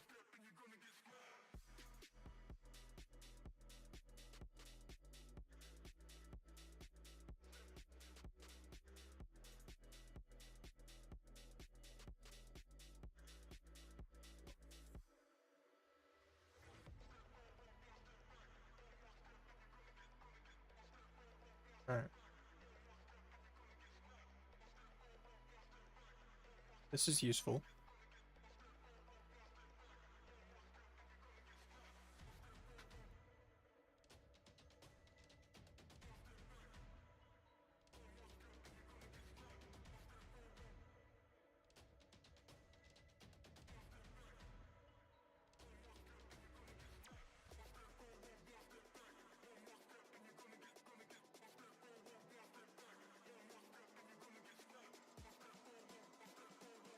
But why doesn't this line up?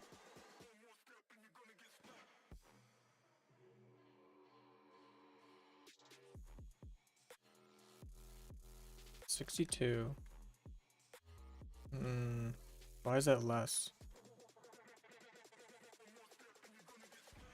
That is not allowed.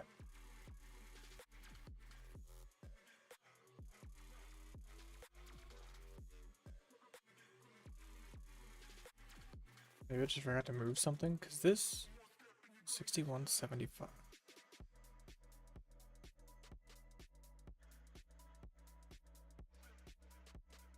62.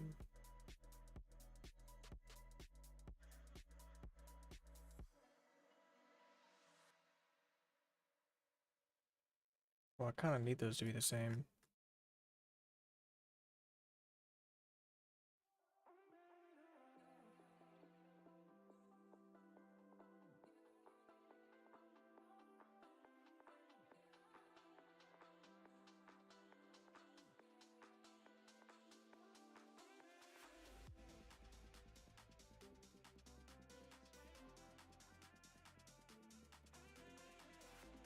So 61.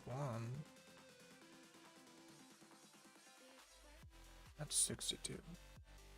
Oh no. It's gonna get messy.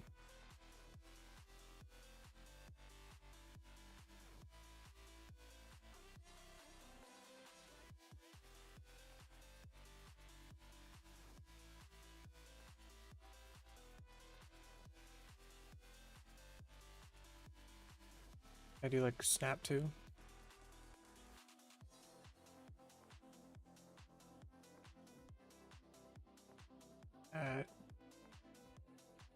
Got rid of that base. Interesting.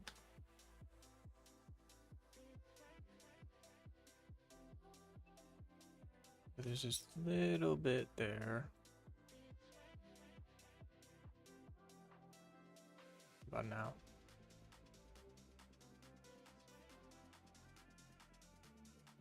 Oh, still breaks. So what do we need? We need probably that face to disappear. I see.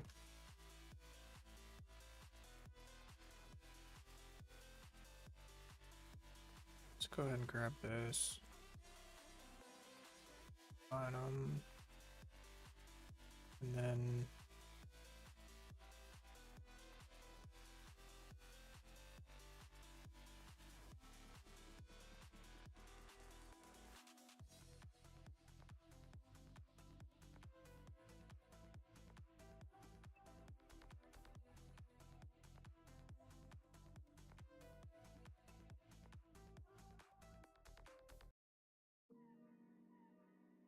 hopefully that didn't break something else.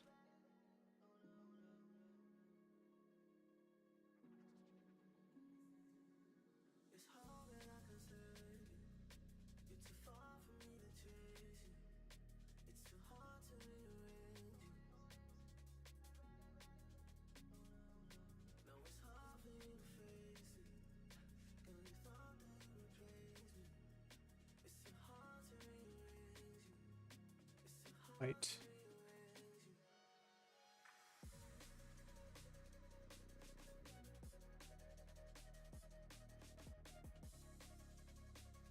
There we go.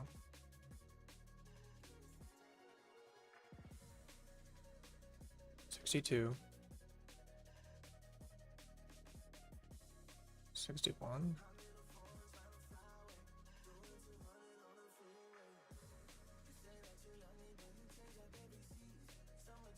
Now it's 62.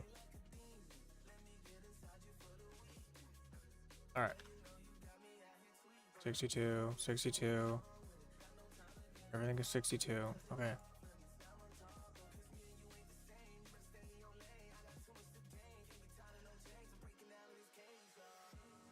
Alright, now I trust this edge a lot more.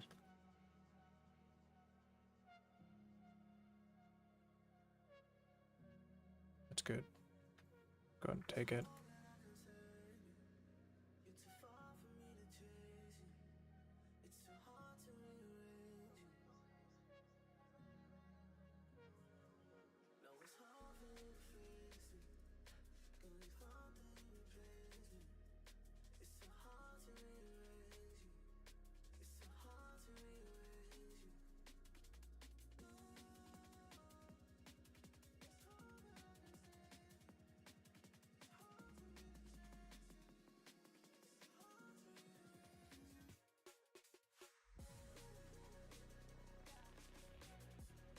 Does that make a square?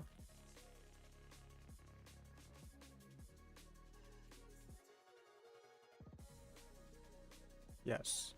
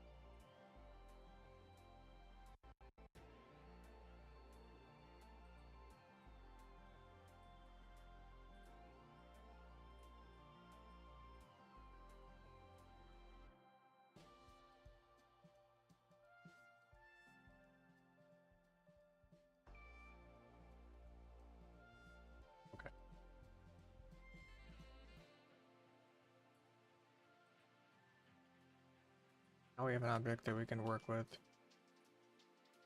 put into. So let's go ahead and take this face and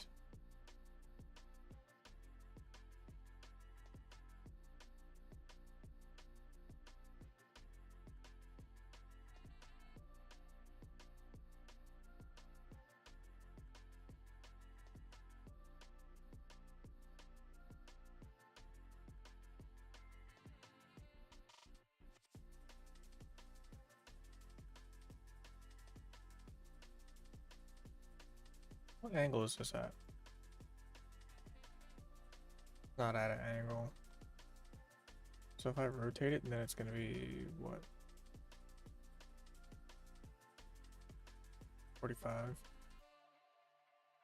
Can I grab these then? Oh, they're so weird. How do I make them not weird?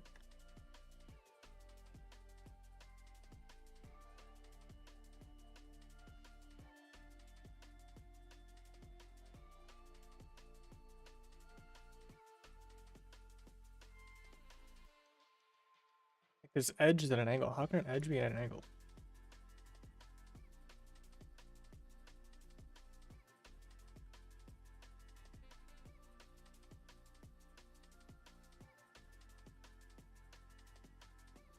I can rotate it, but that doesn't do anything.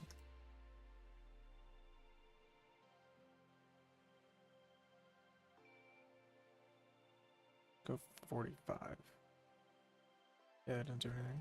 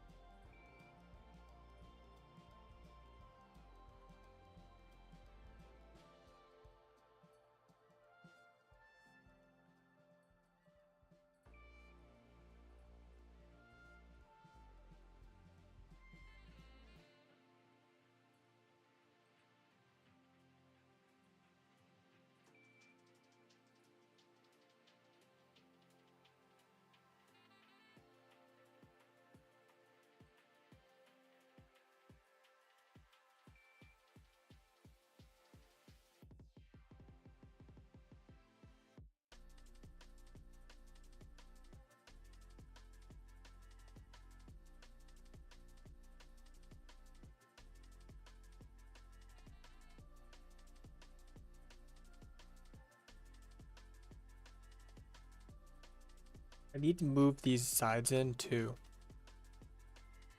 But I don't know what a reliable way to do that is. What if we bevel it?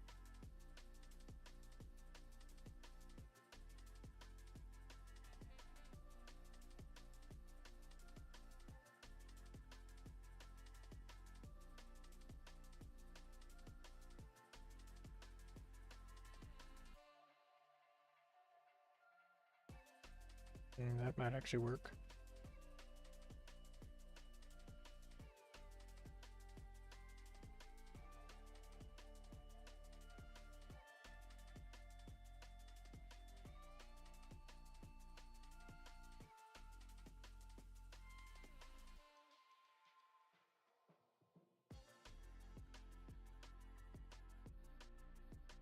Delete all that and then take this and just move it up to again. Or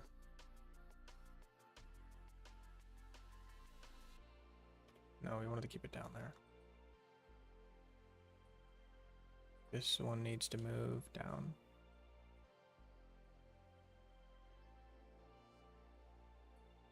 Okay, that's one way we could do it.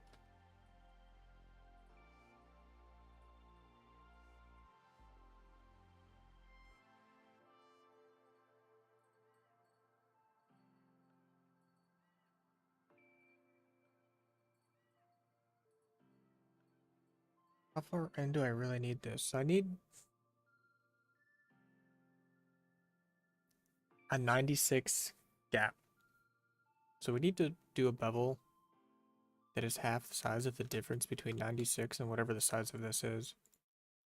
That's what we need. Oh, okay. Isn't this just a face? Wait.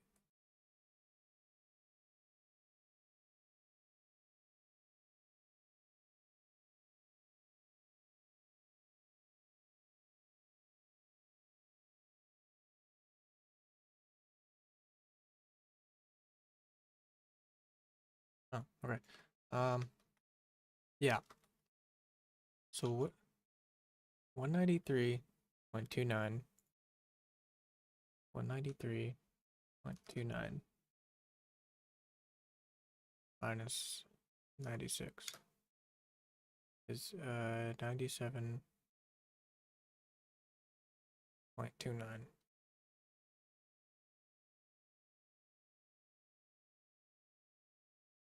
divided by 2.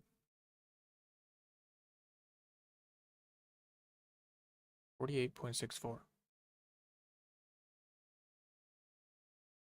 So we need a bevel.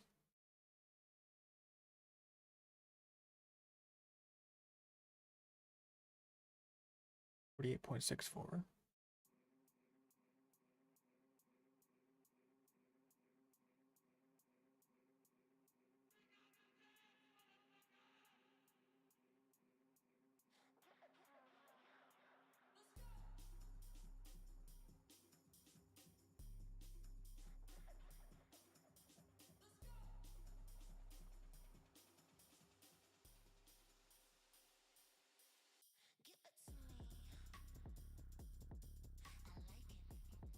Now we have that.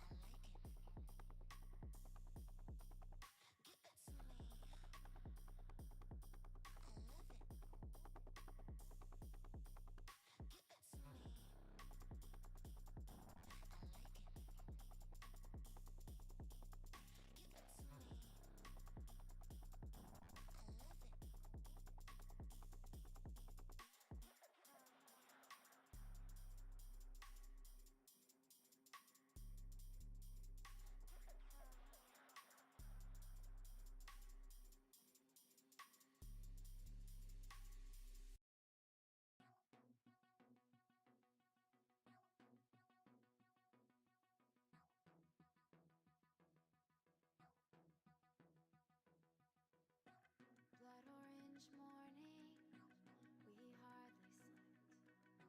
Polished chrome, tinted glass, the way you looked then. We slept with our heads together, we had the same dream. Cityscape and the chipped door beams. Hit the roof of the car, driving through the yellow light. Golden glow reflecting your smile in the night.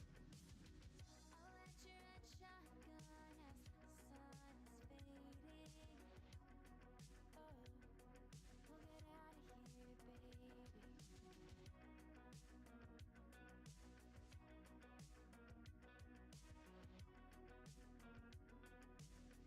get out of here, baby.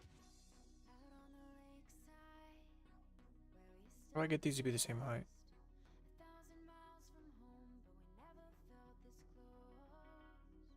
We'll start a new I know. life in a new kind of light, where the water's never murky and the sky is clear.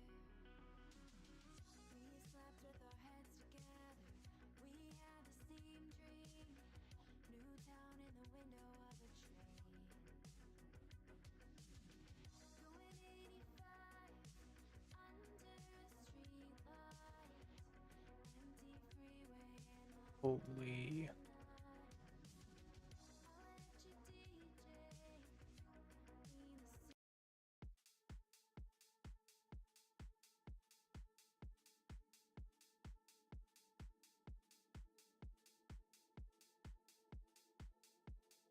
It is not what I thought would happen.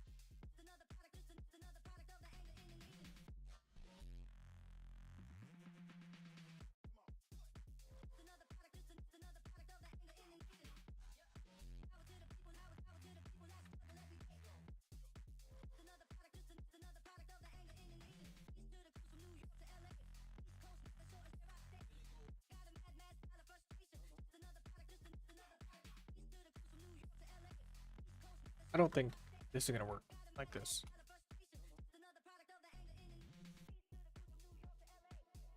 This isn't gonna work. At least I'm just not seeing it right now. Let's get this out of there.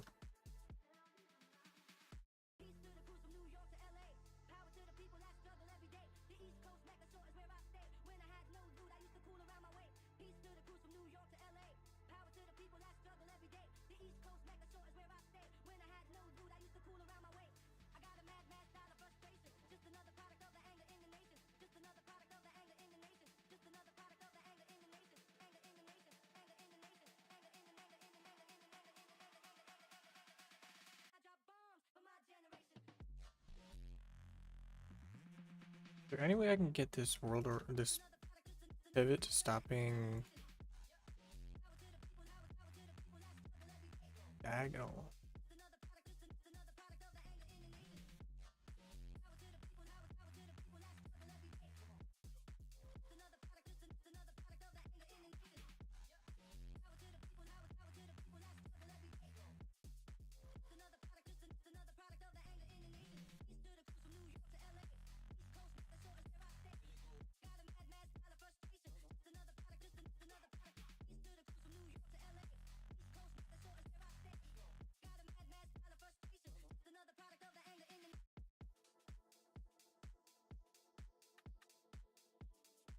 Alright, it's not gonna work. I tried.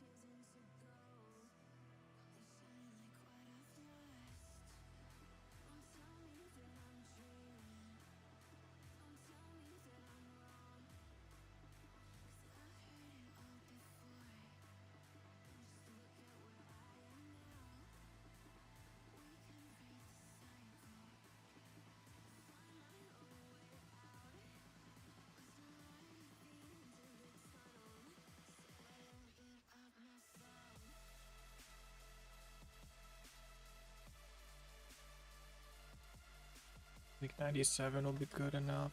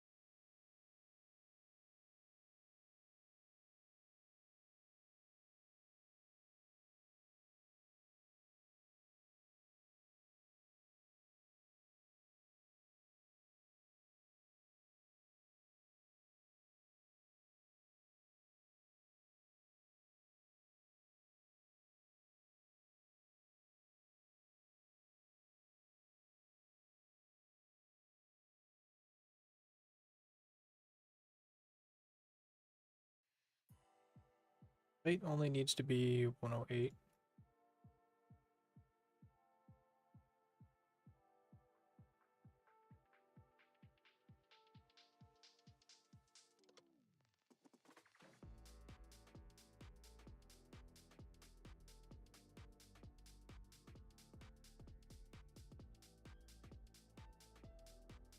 We're gonna do 109 just to be safe.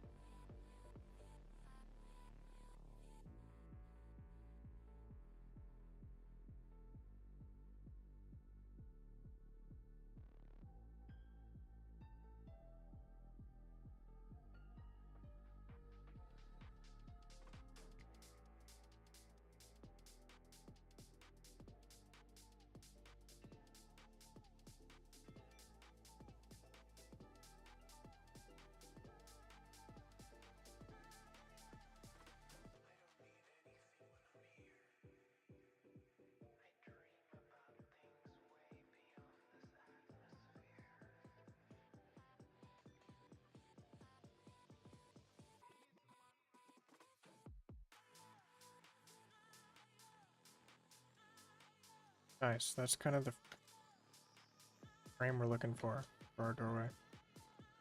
Let's see if it fits.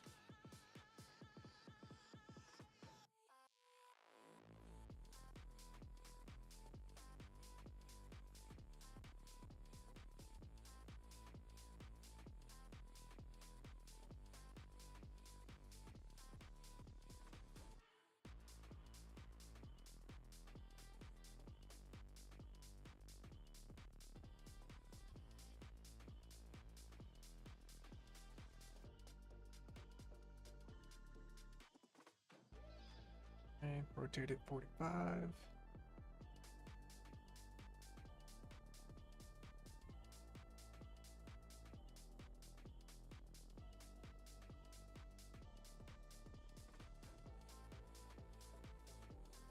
looks a little big, but we need to...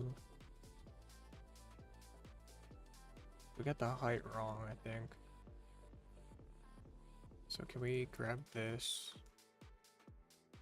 And what happens if we pull that down?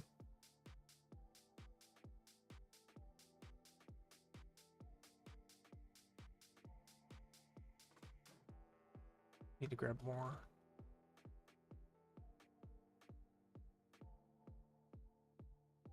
So here, make sure we're grabbing everything. How's that? A lot better. And that also lines up perfectly. So does it fit?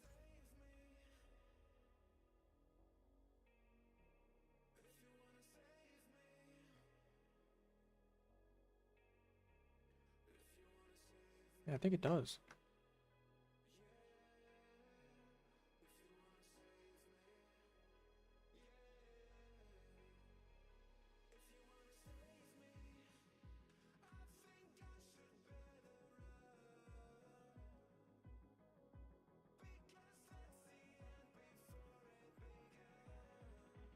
Jeez. Uh,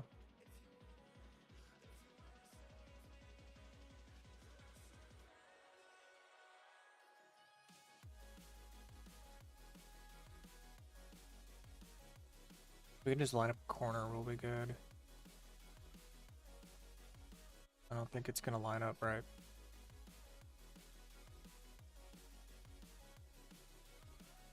Okay, what did we do wrong?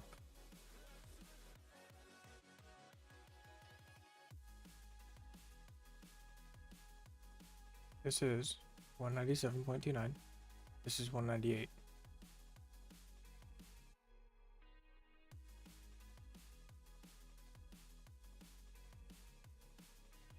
Could be part of it.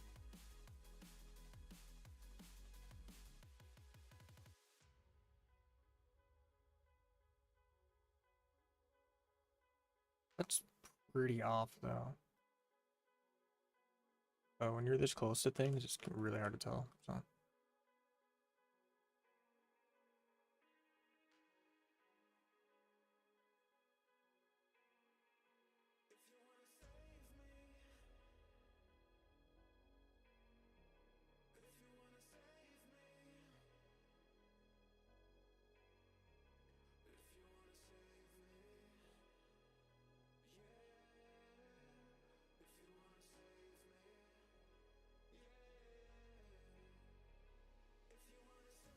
maybe this isn't a perfect 45.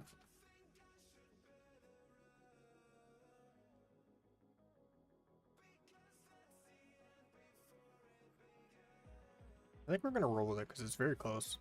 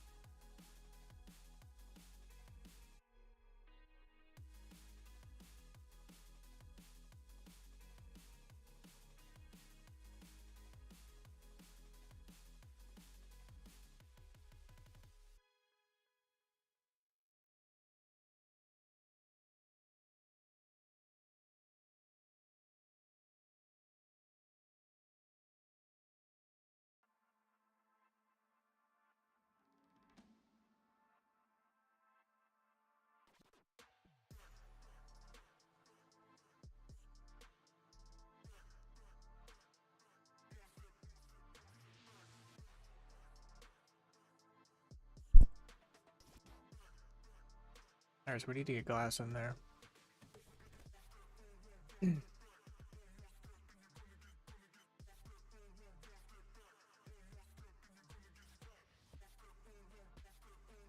which is basically what this is gonna be.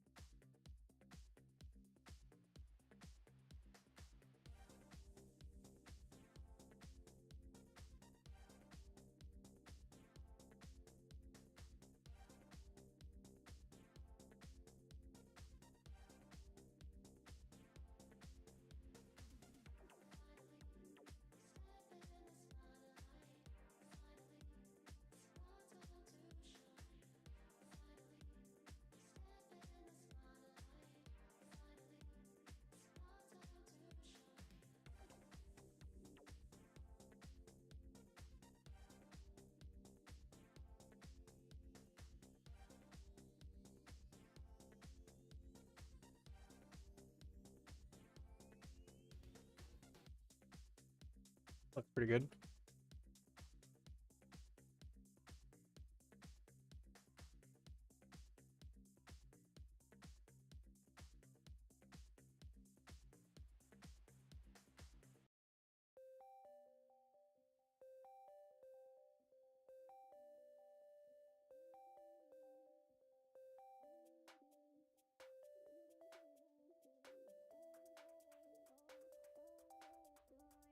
Ooh, it's gonna bother me. Fix it later.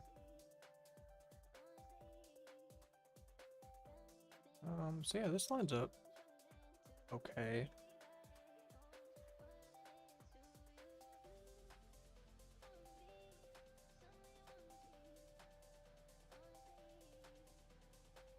I don't think this angle is actually 45. I think it's like 45. 5.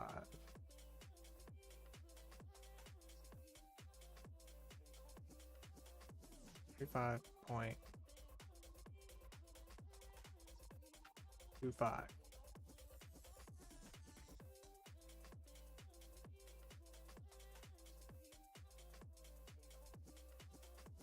That might have done it.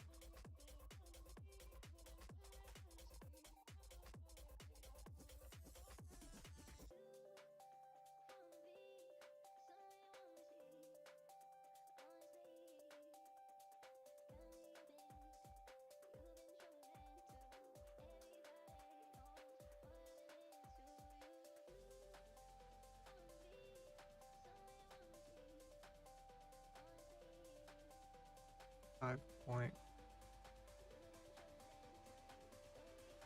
1.125.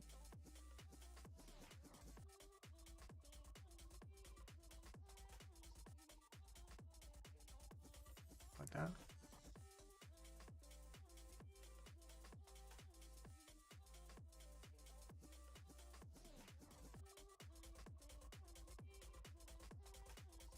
Pretty much.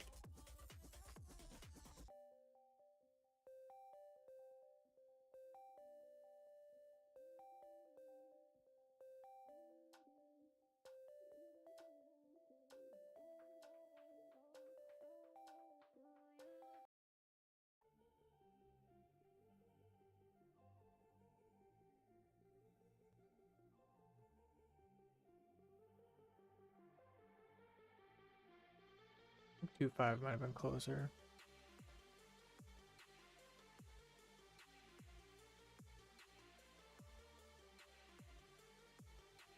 Yeah.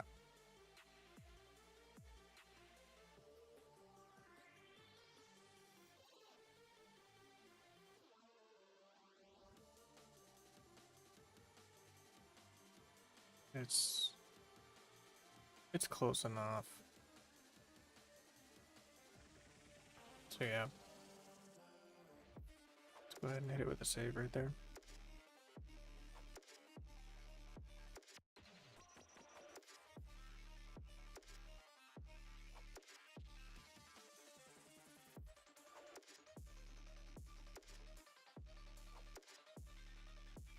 Please tell me I didn't delete this. I think I did.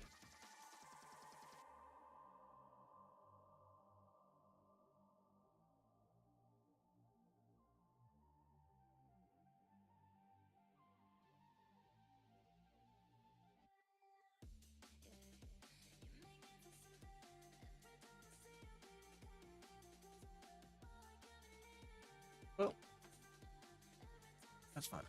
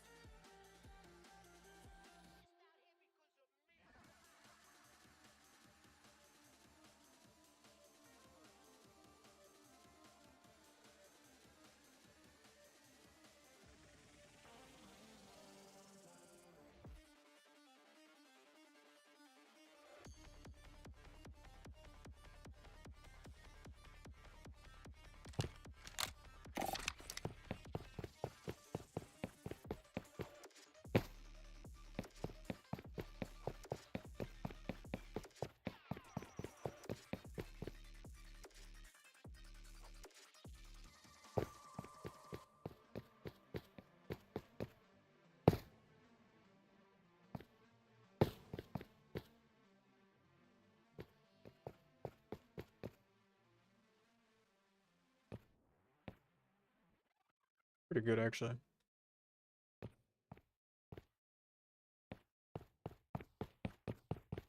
Happy with that. This building is really close to being done.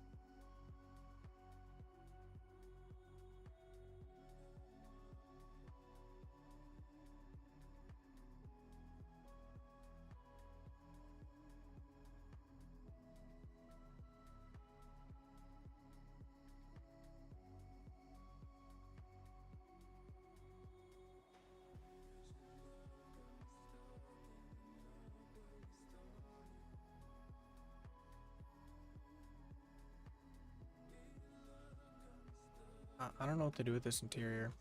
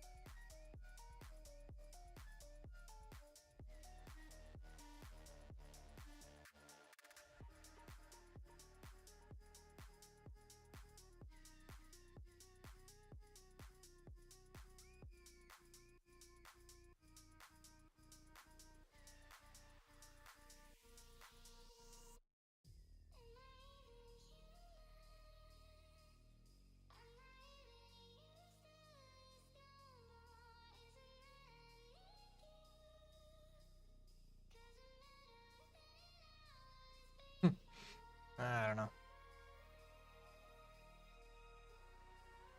I still gotta work on the fake interior thing, I think. I just didn't want to like do too much here. Anyways, I think we're done with that. So let's go ahead and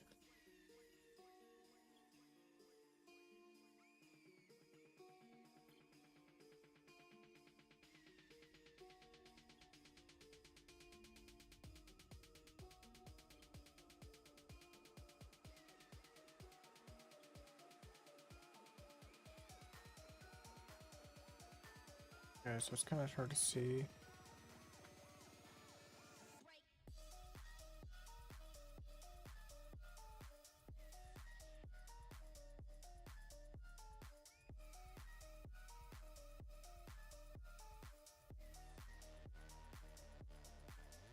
Um,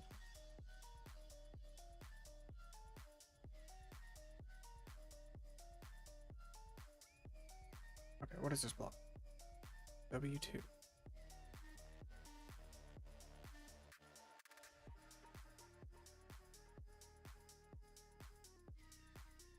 There we go.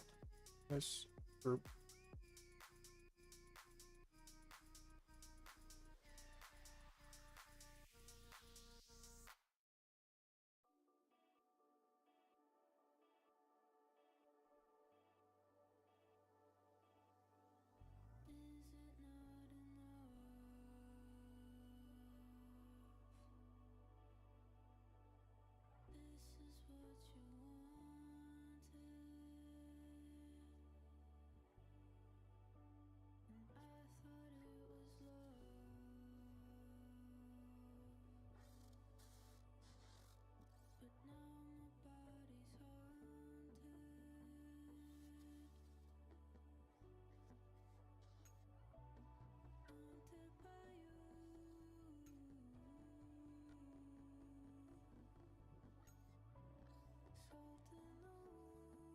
Okay.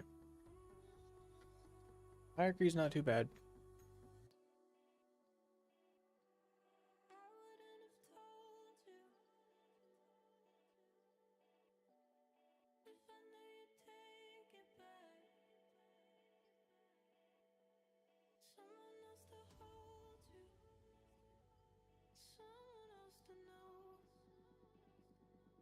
Work on this next one. I don't really have a good view of it.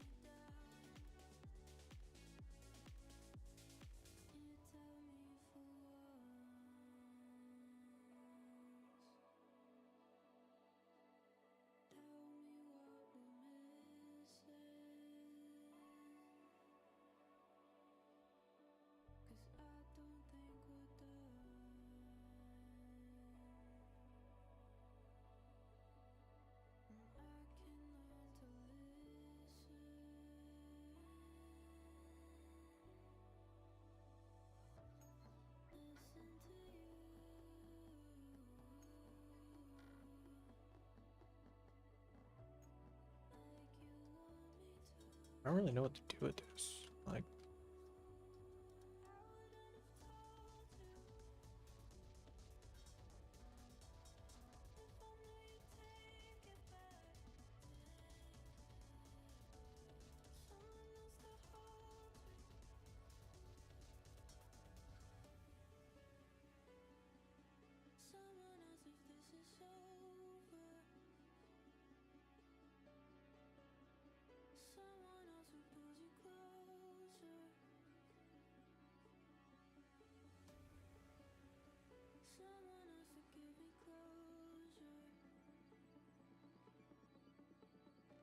kind of like build it out, I think. So this sidewalk isn't crazy wide.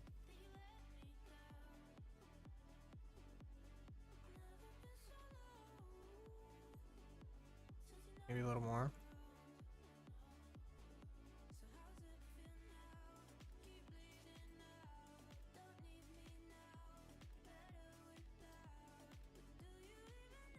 And it sits right up against this building.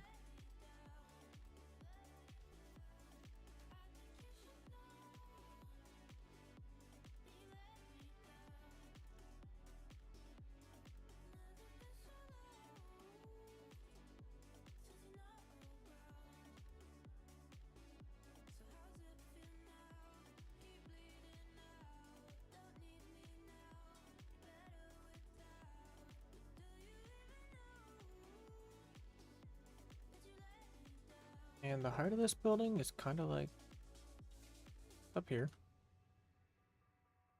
Hard to tell.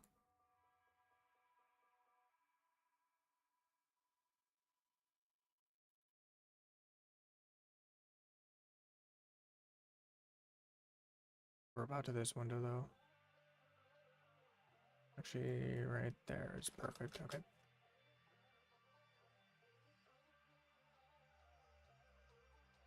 We have this building. We can really do whatever we want with it.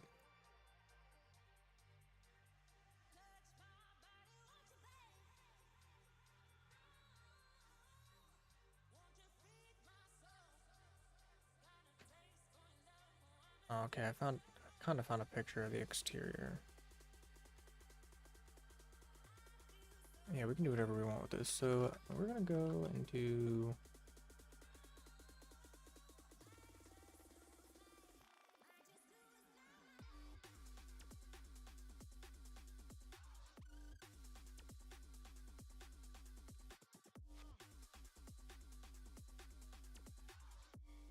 Or like a blue plaster.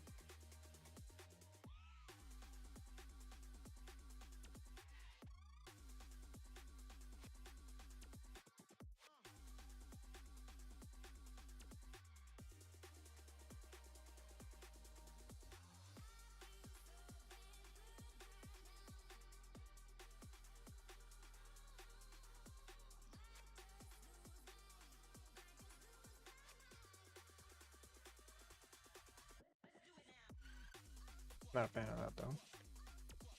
Might have to import something.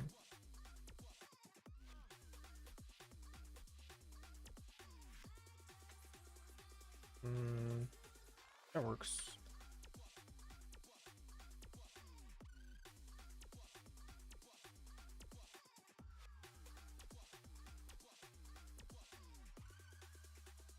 Alright, so like the big thing for this spot is it has like an awning.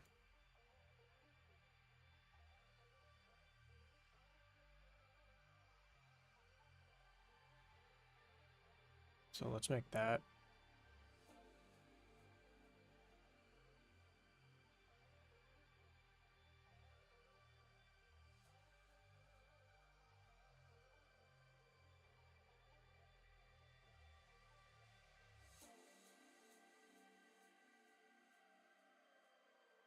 And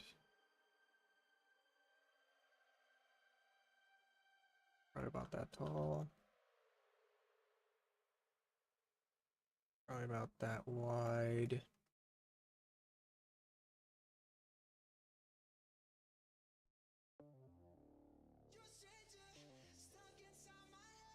And let's go ahead and add a bevel to this.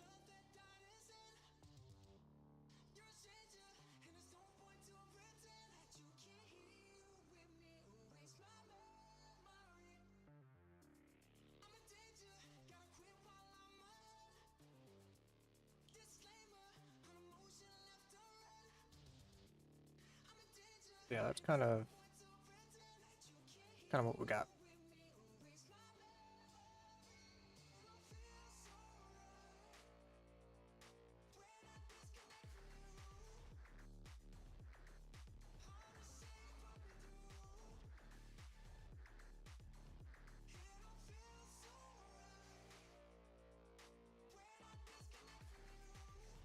Probably a lot like that.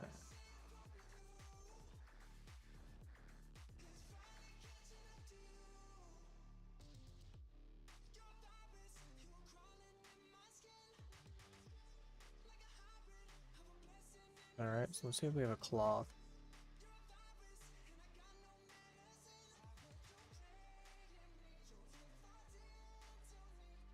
I don't know, would this look nice? This might work it too.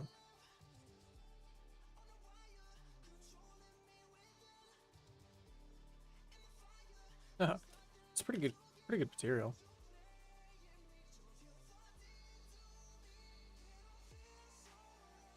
Definitely nice.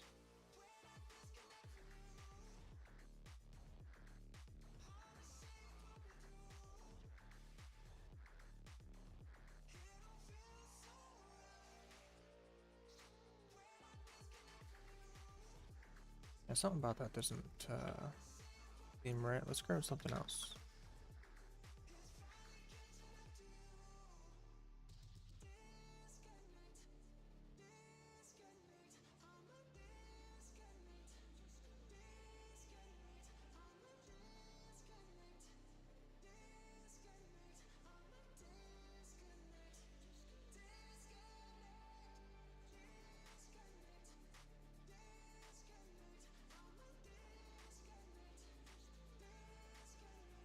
This just ain't cutting it.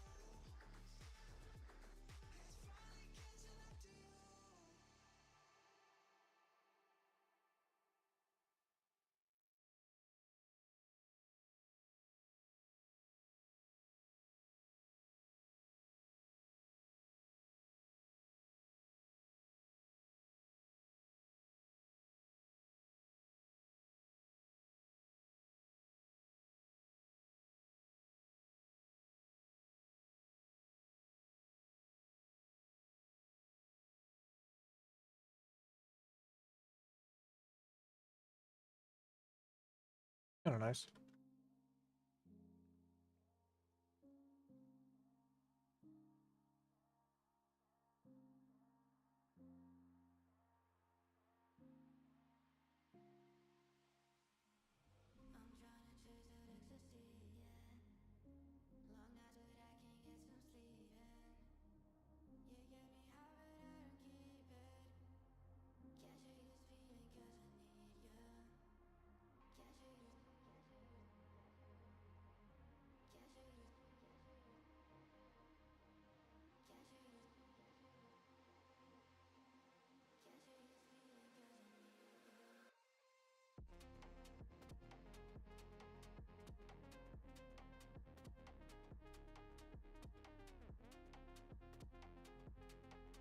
I got stripe in here.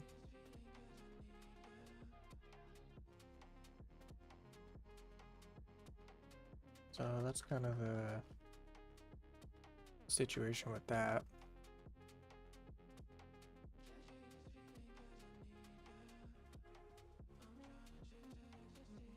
One of those buildings that I don't know. It's not too attractive in the first place.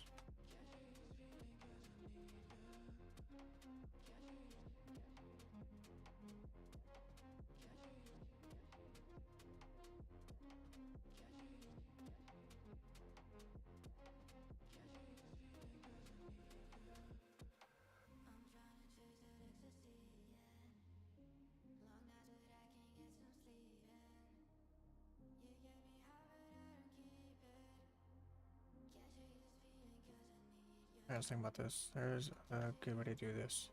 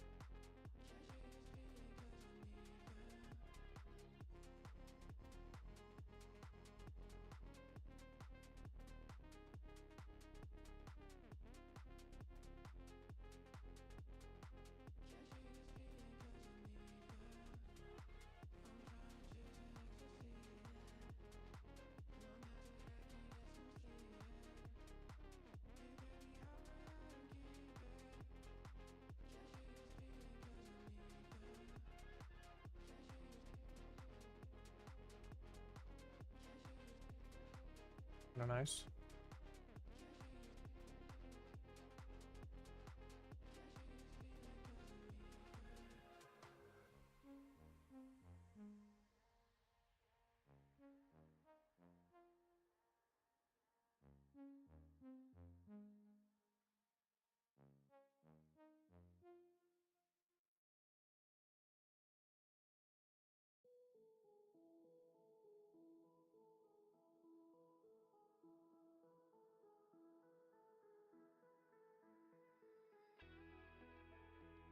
Oh,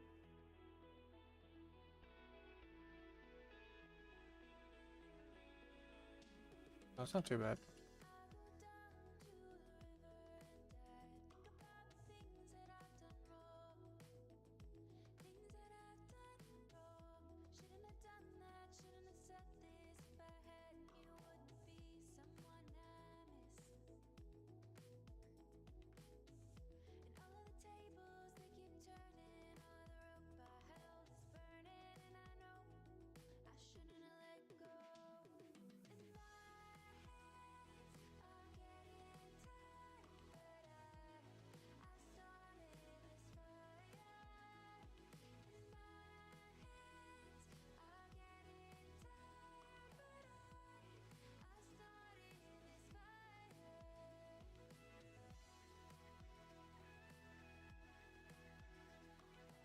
We need some doors on this thing, so let's do that.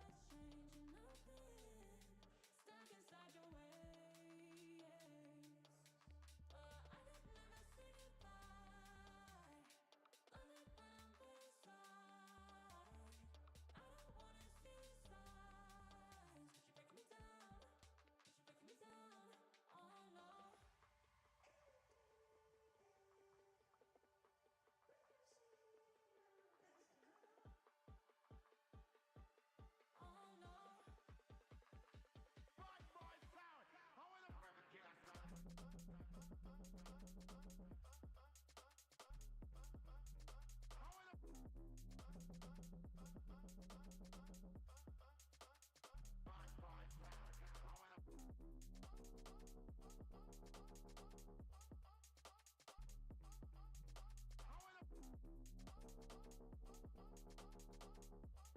Please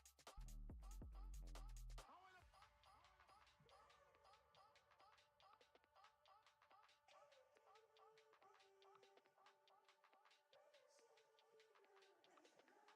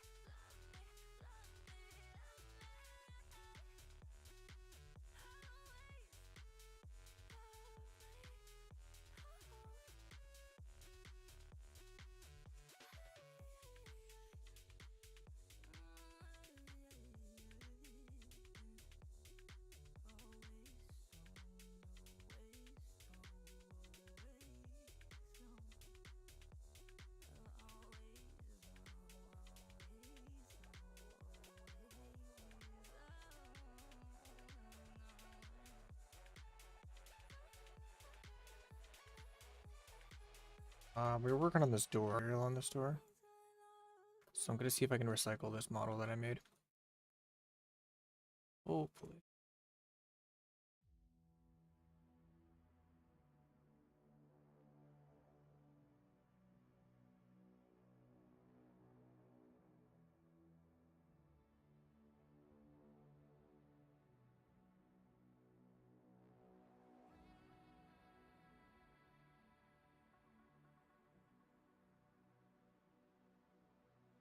I knew I should have kept the original copy of these.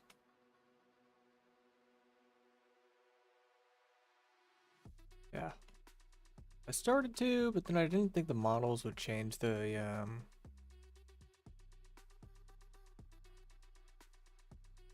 change like the edges, you know?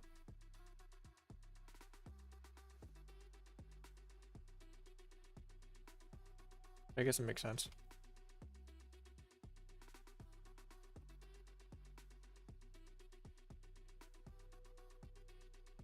Alright, so let's see.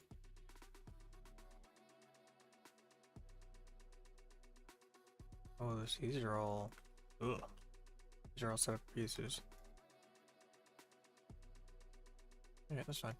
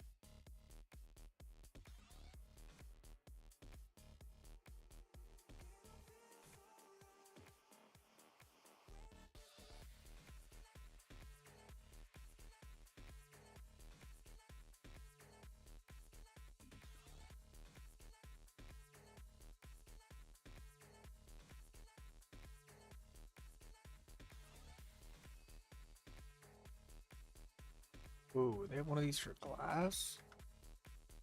What?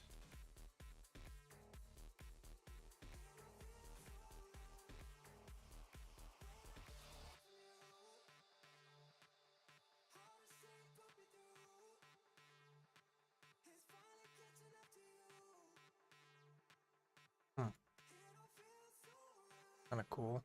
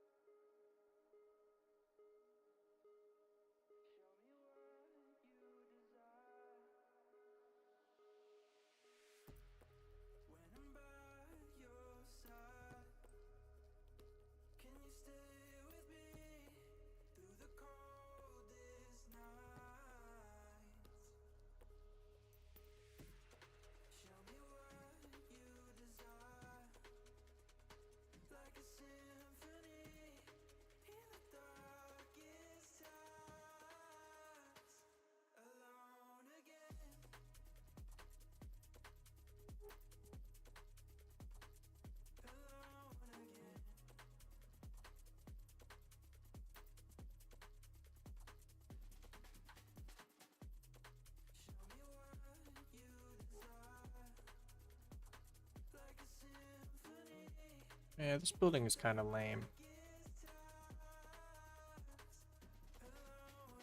Guess that can't all be cool. Where are my clothes?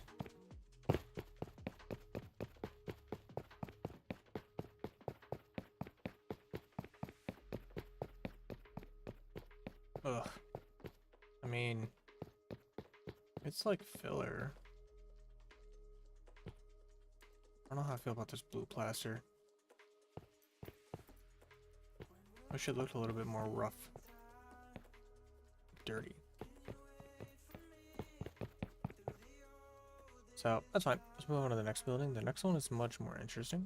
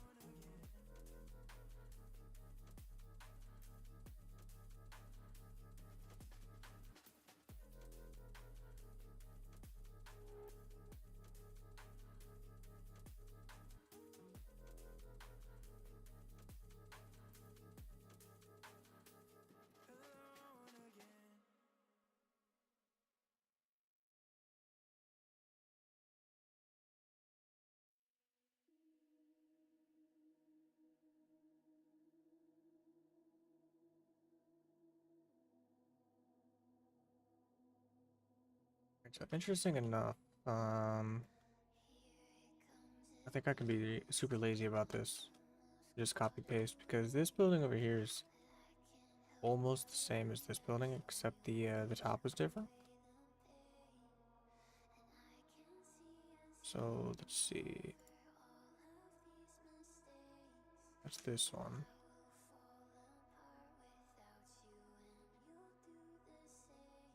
Go ahead and copy it.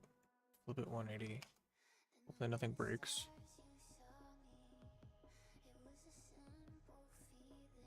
Okay. Everything looks to be normal. We'll have to change this up. Because I don't think we want an alley here. So we'll have to cover that back up. So we'll do that. And we also need to remove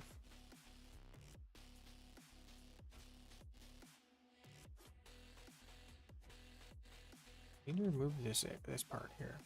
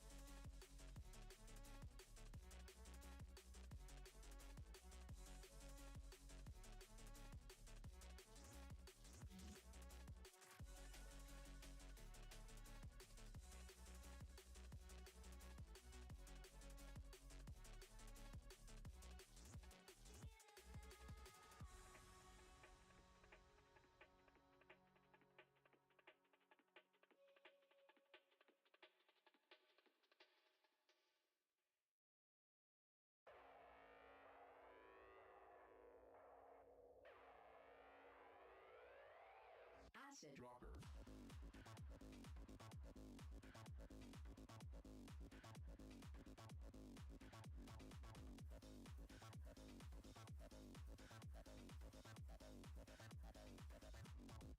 Acid dropper.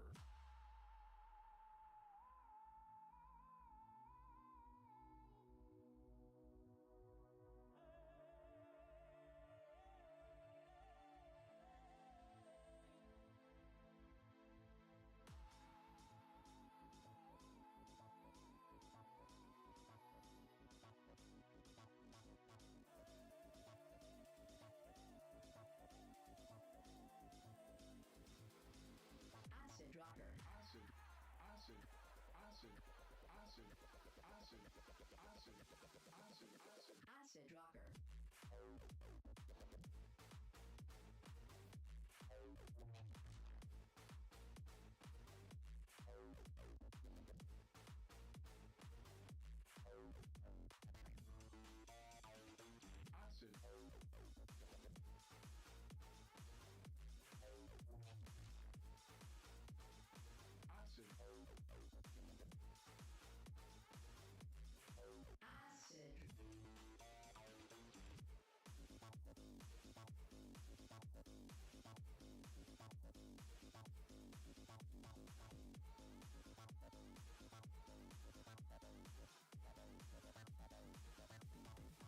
Acid dropper.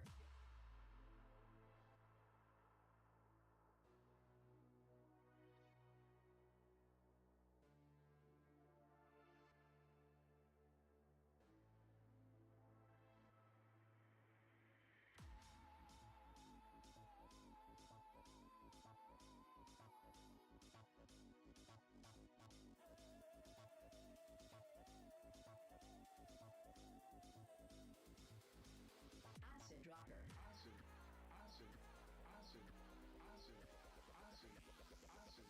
Acid. Acid. Acid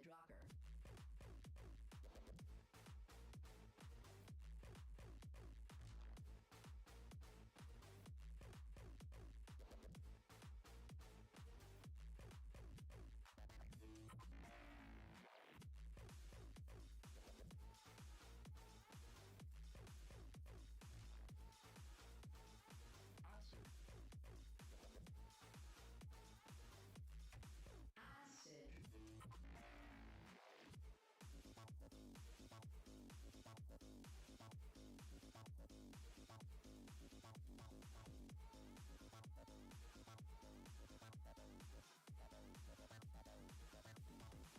Acid rocker.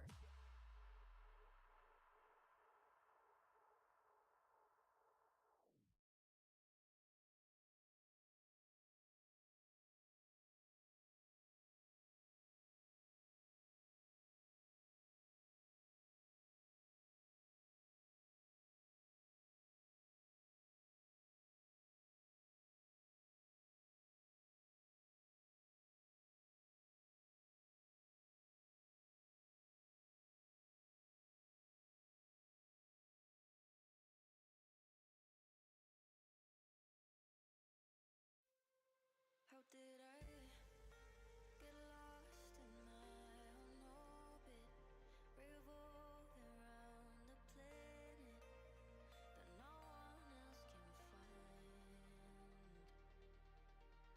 I'm waiting for signals on my screen when the signs that I'm receiving are all delayed in time.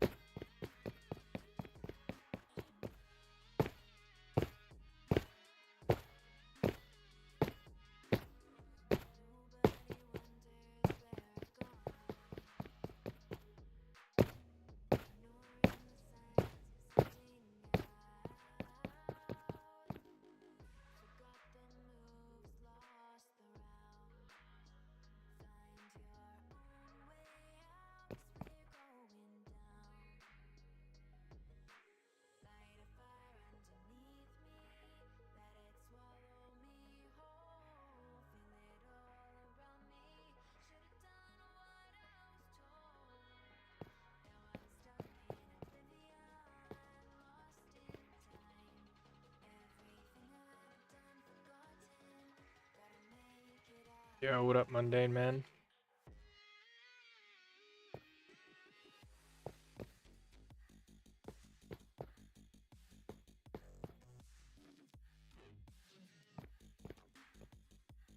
What's going on?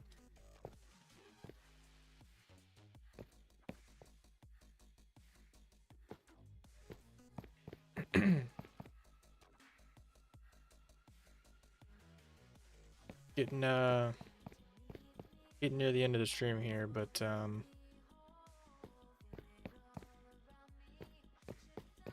yeah, I'm trying to figure out what's going on with this wall, how I can make it more interesting.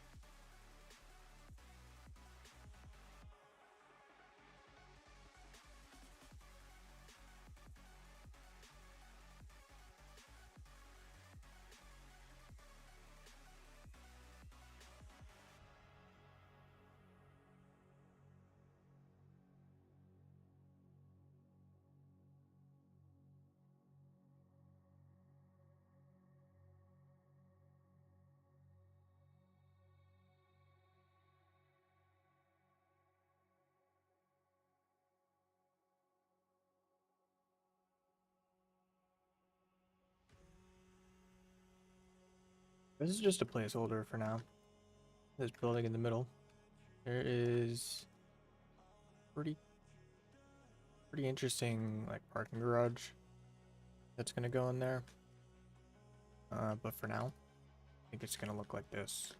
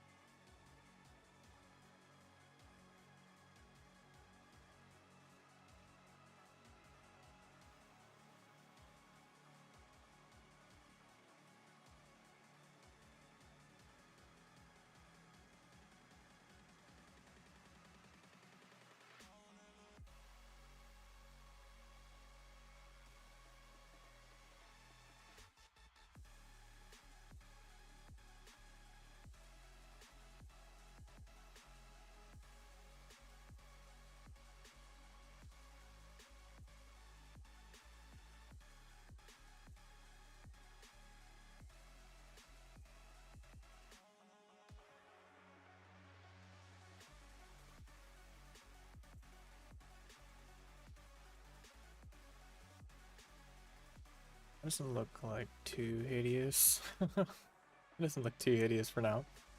I'm okay with it.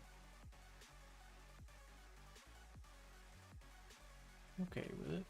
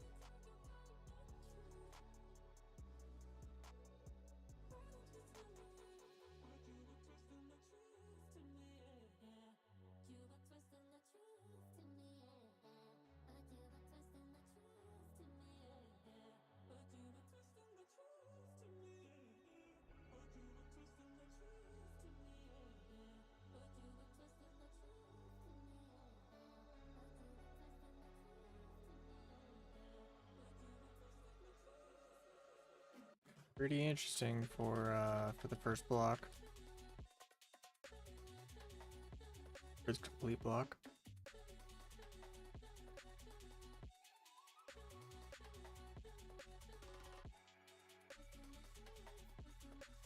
So it's alright.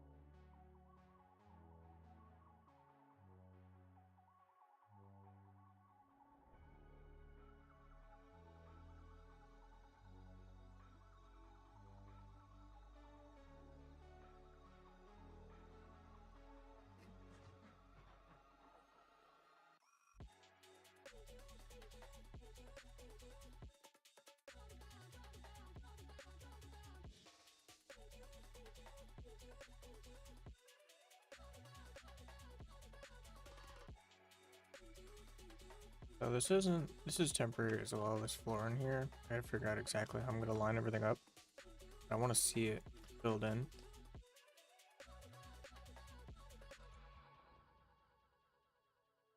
It's really gonna help visualize this space a lot better.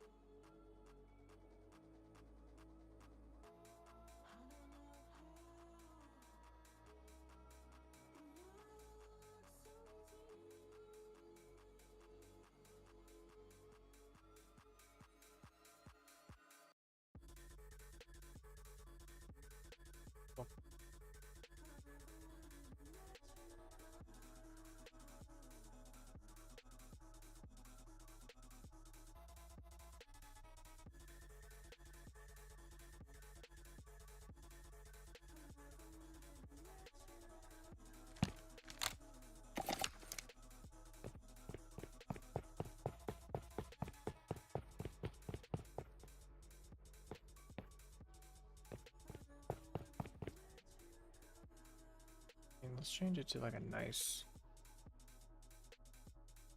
Great.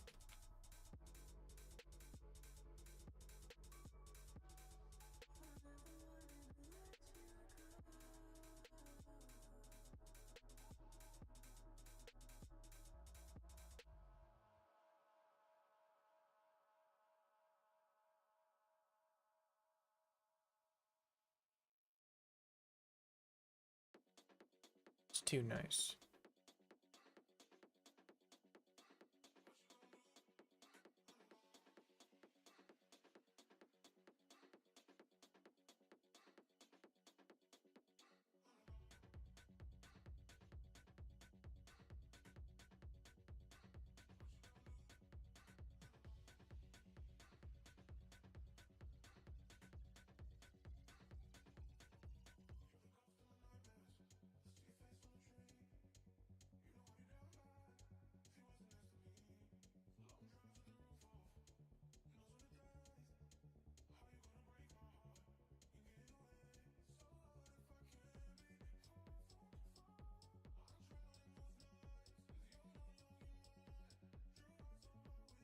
That's not too bad.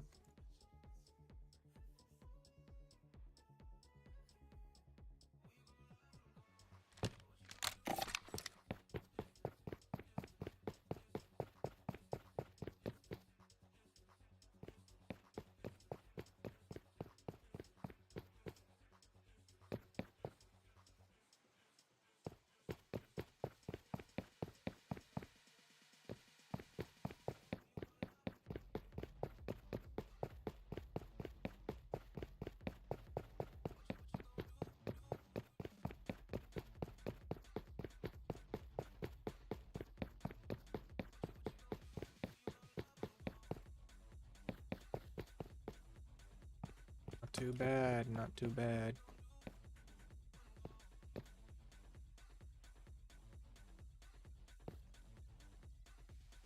I don't know. Just a placeholder for now.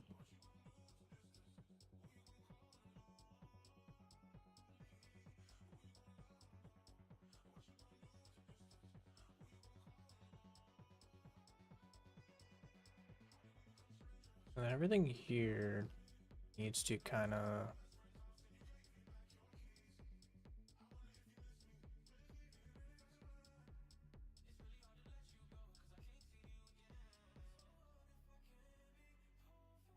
shoot.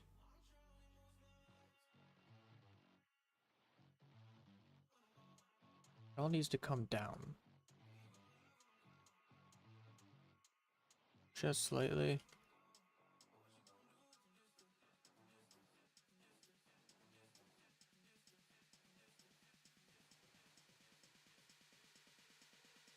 It's all floating.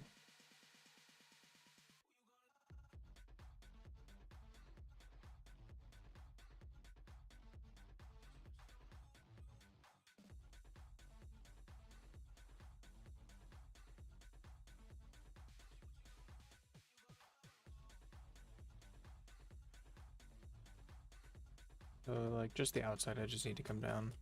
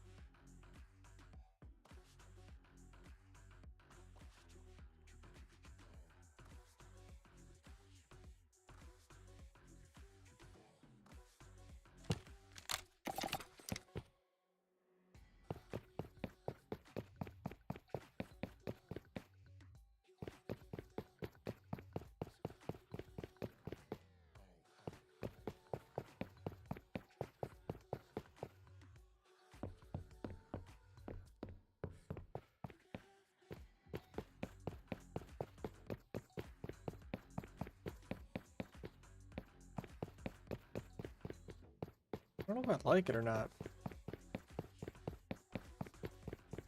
It's the thing, like it feels weird.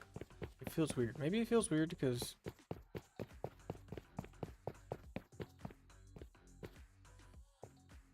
just need more stuff.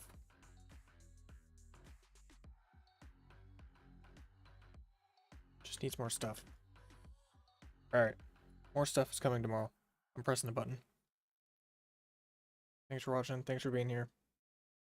Thanks for the follows, subscribers, likes.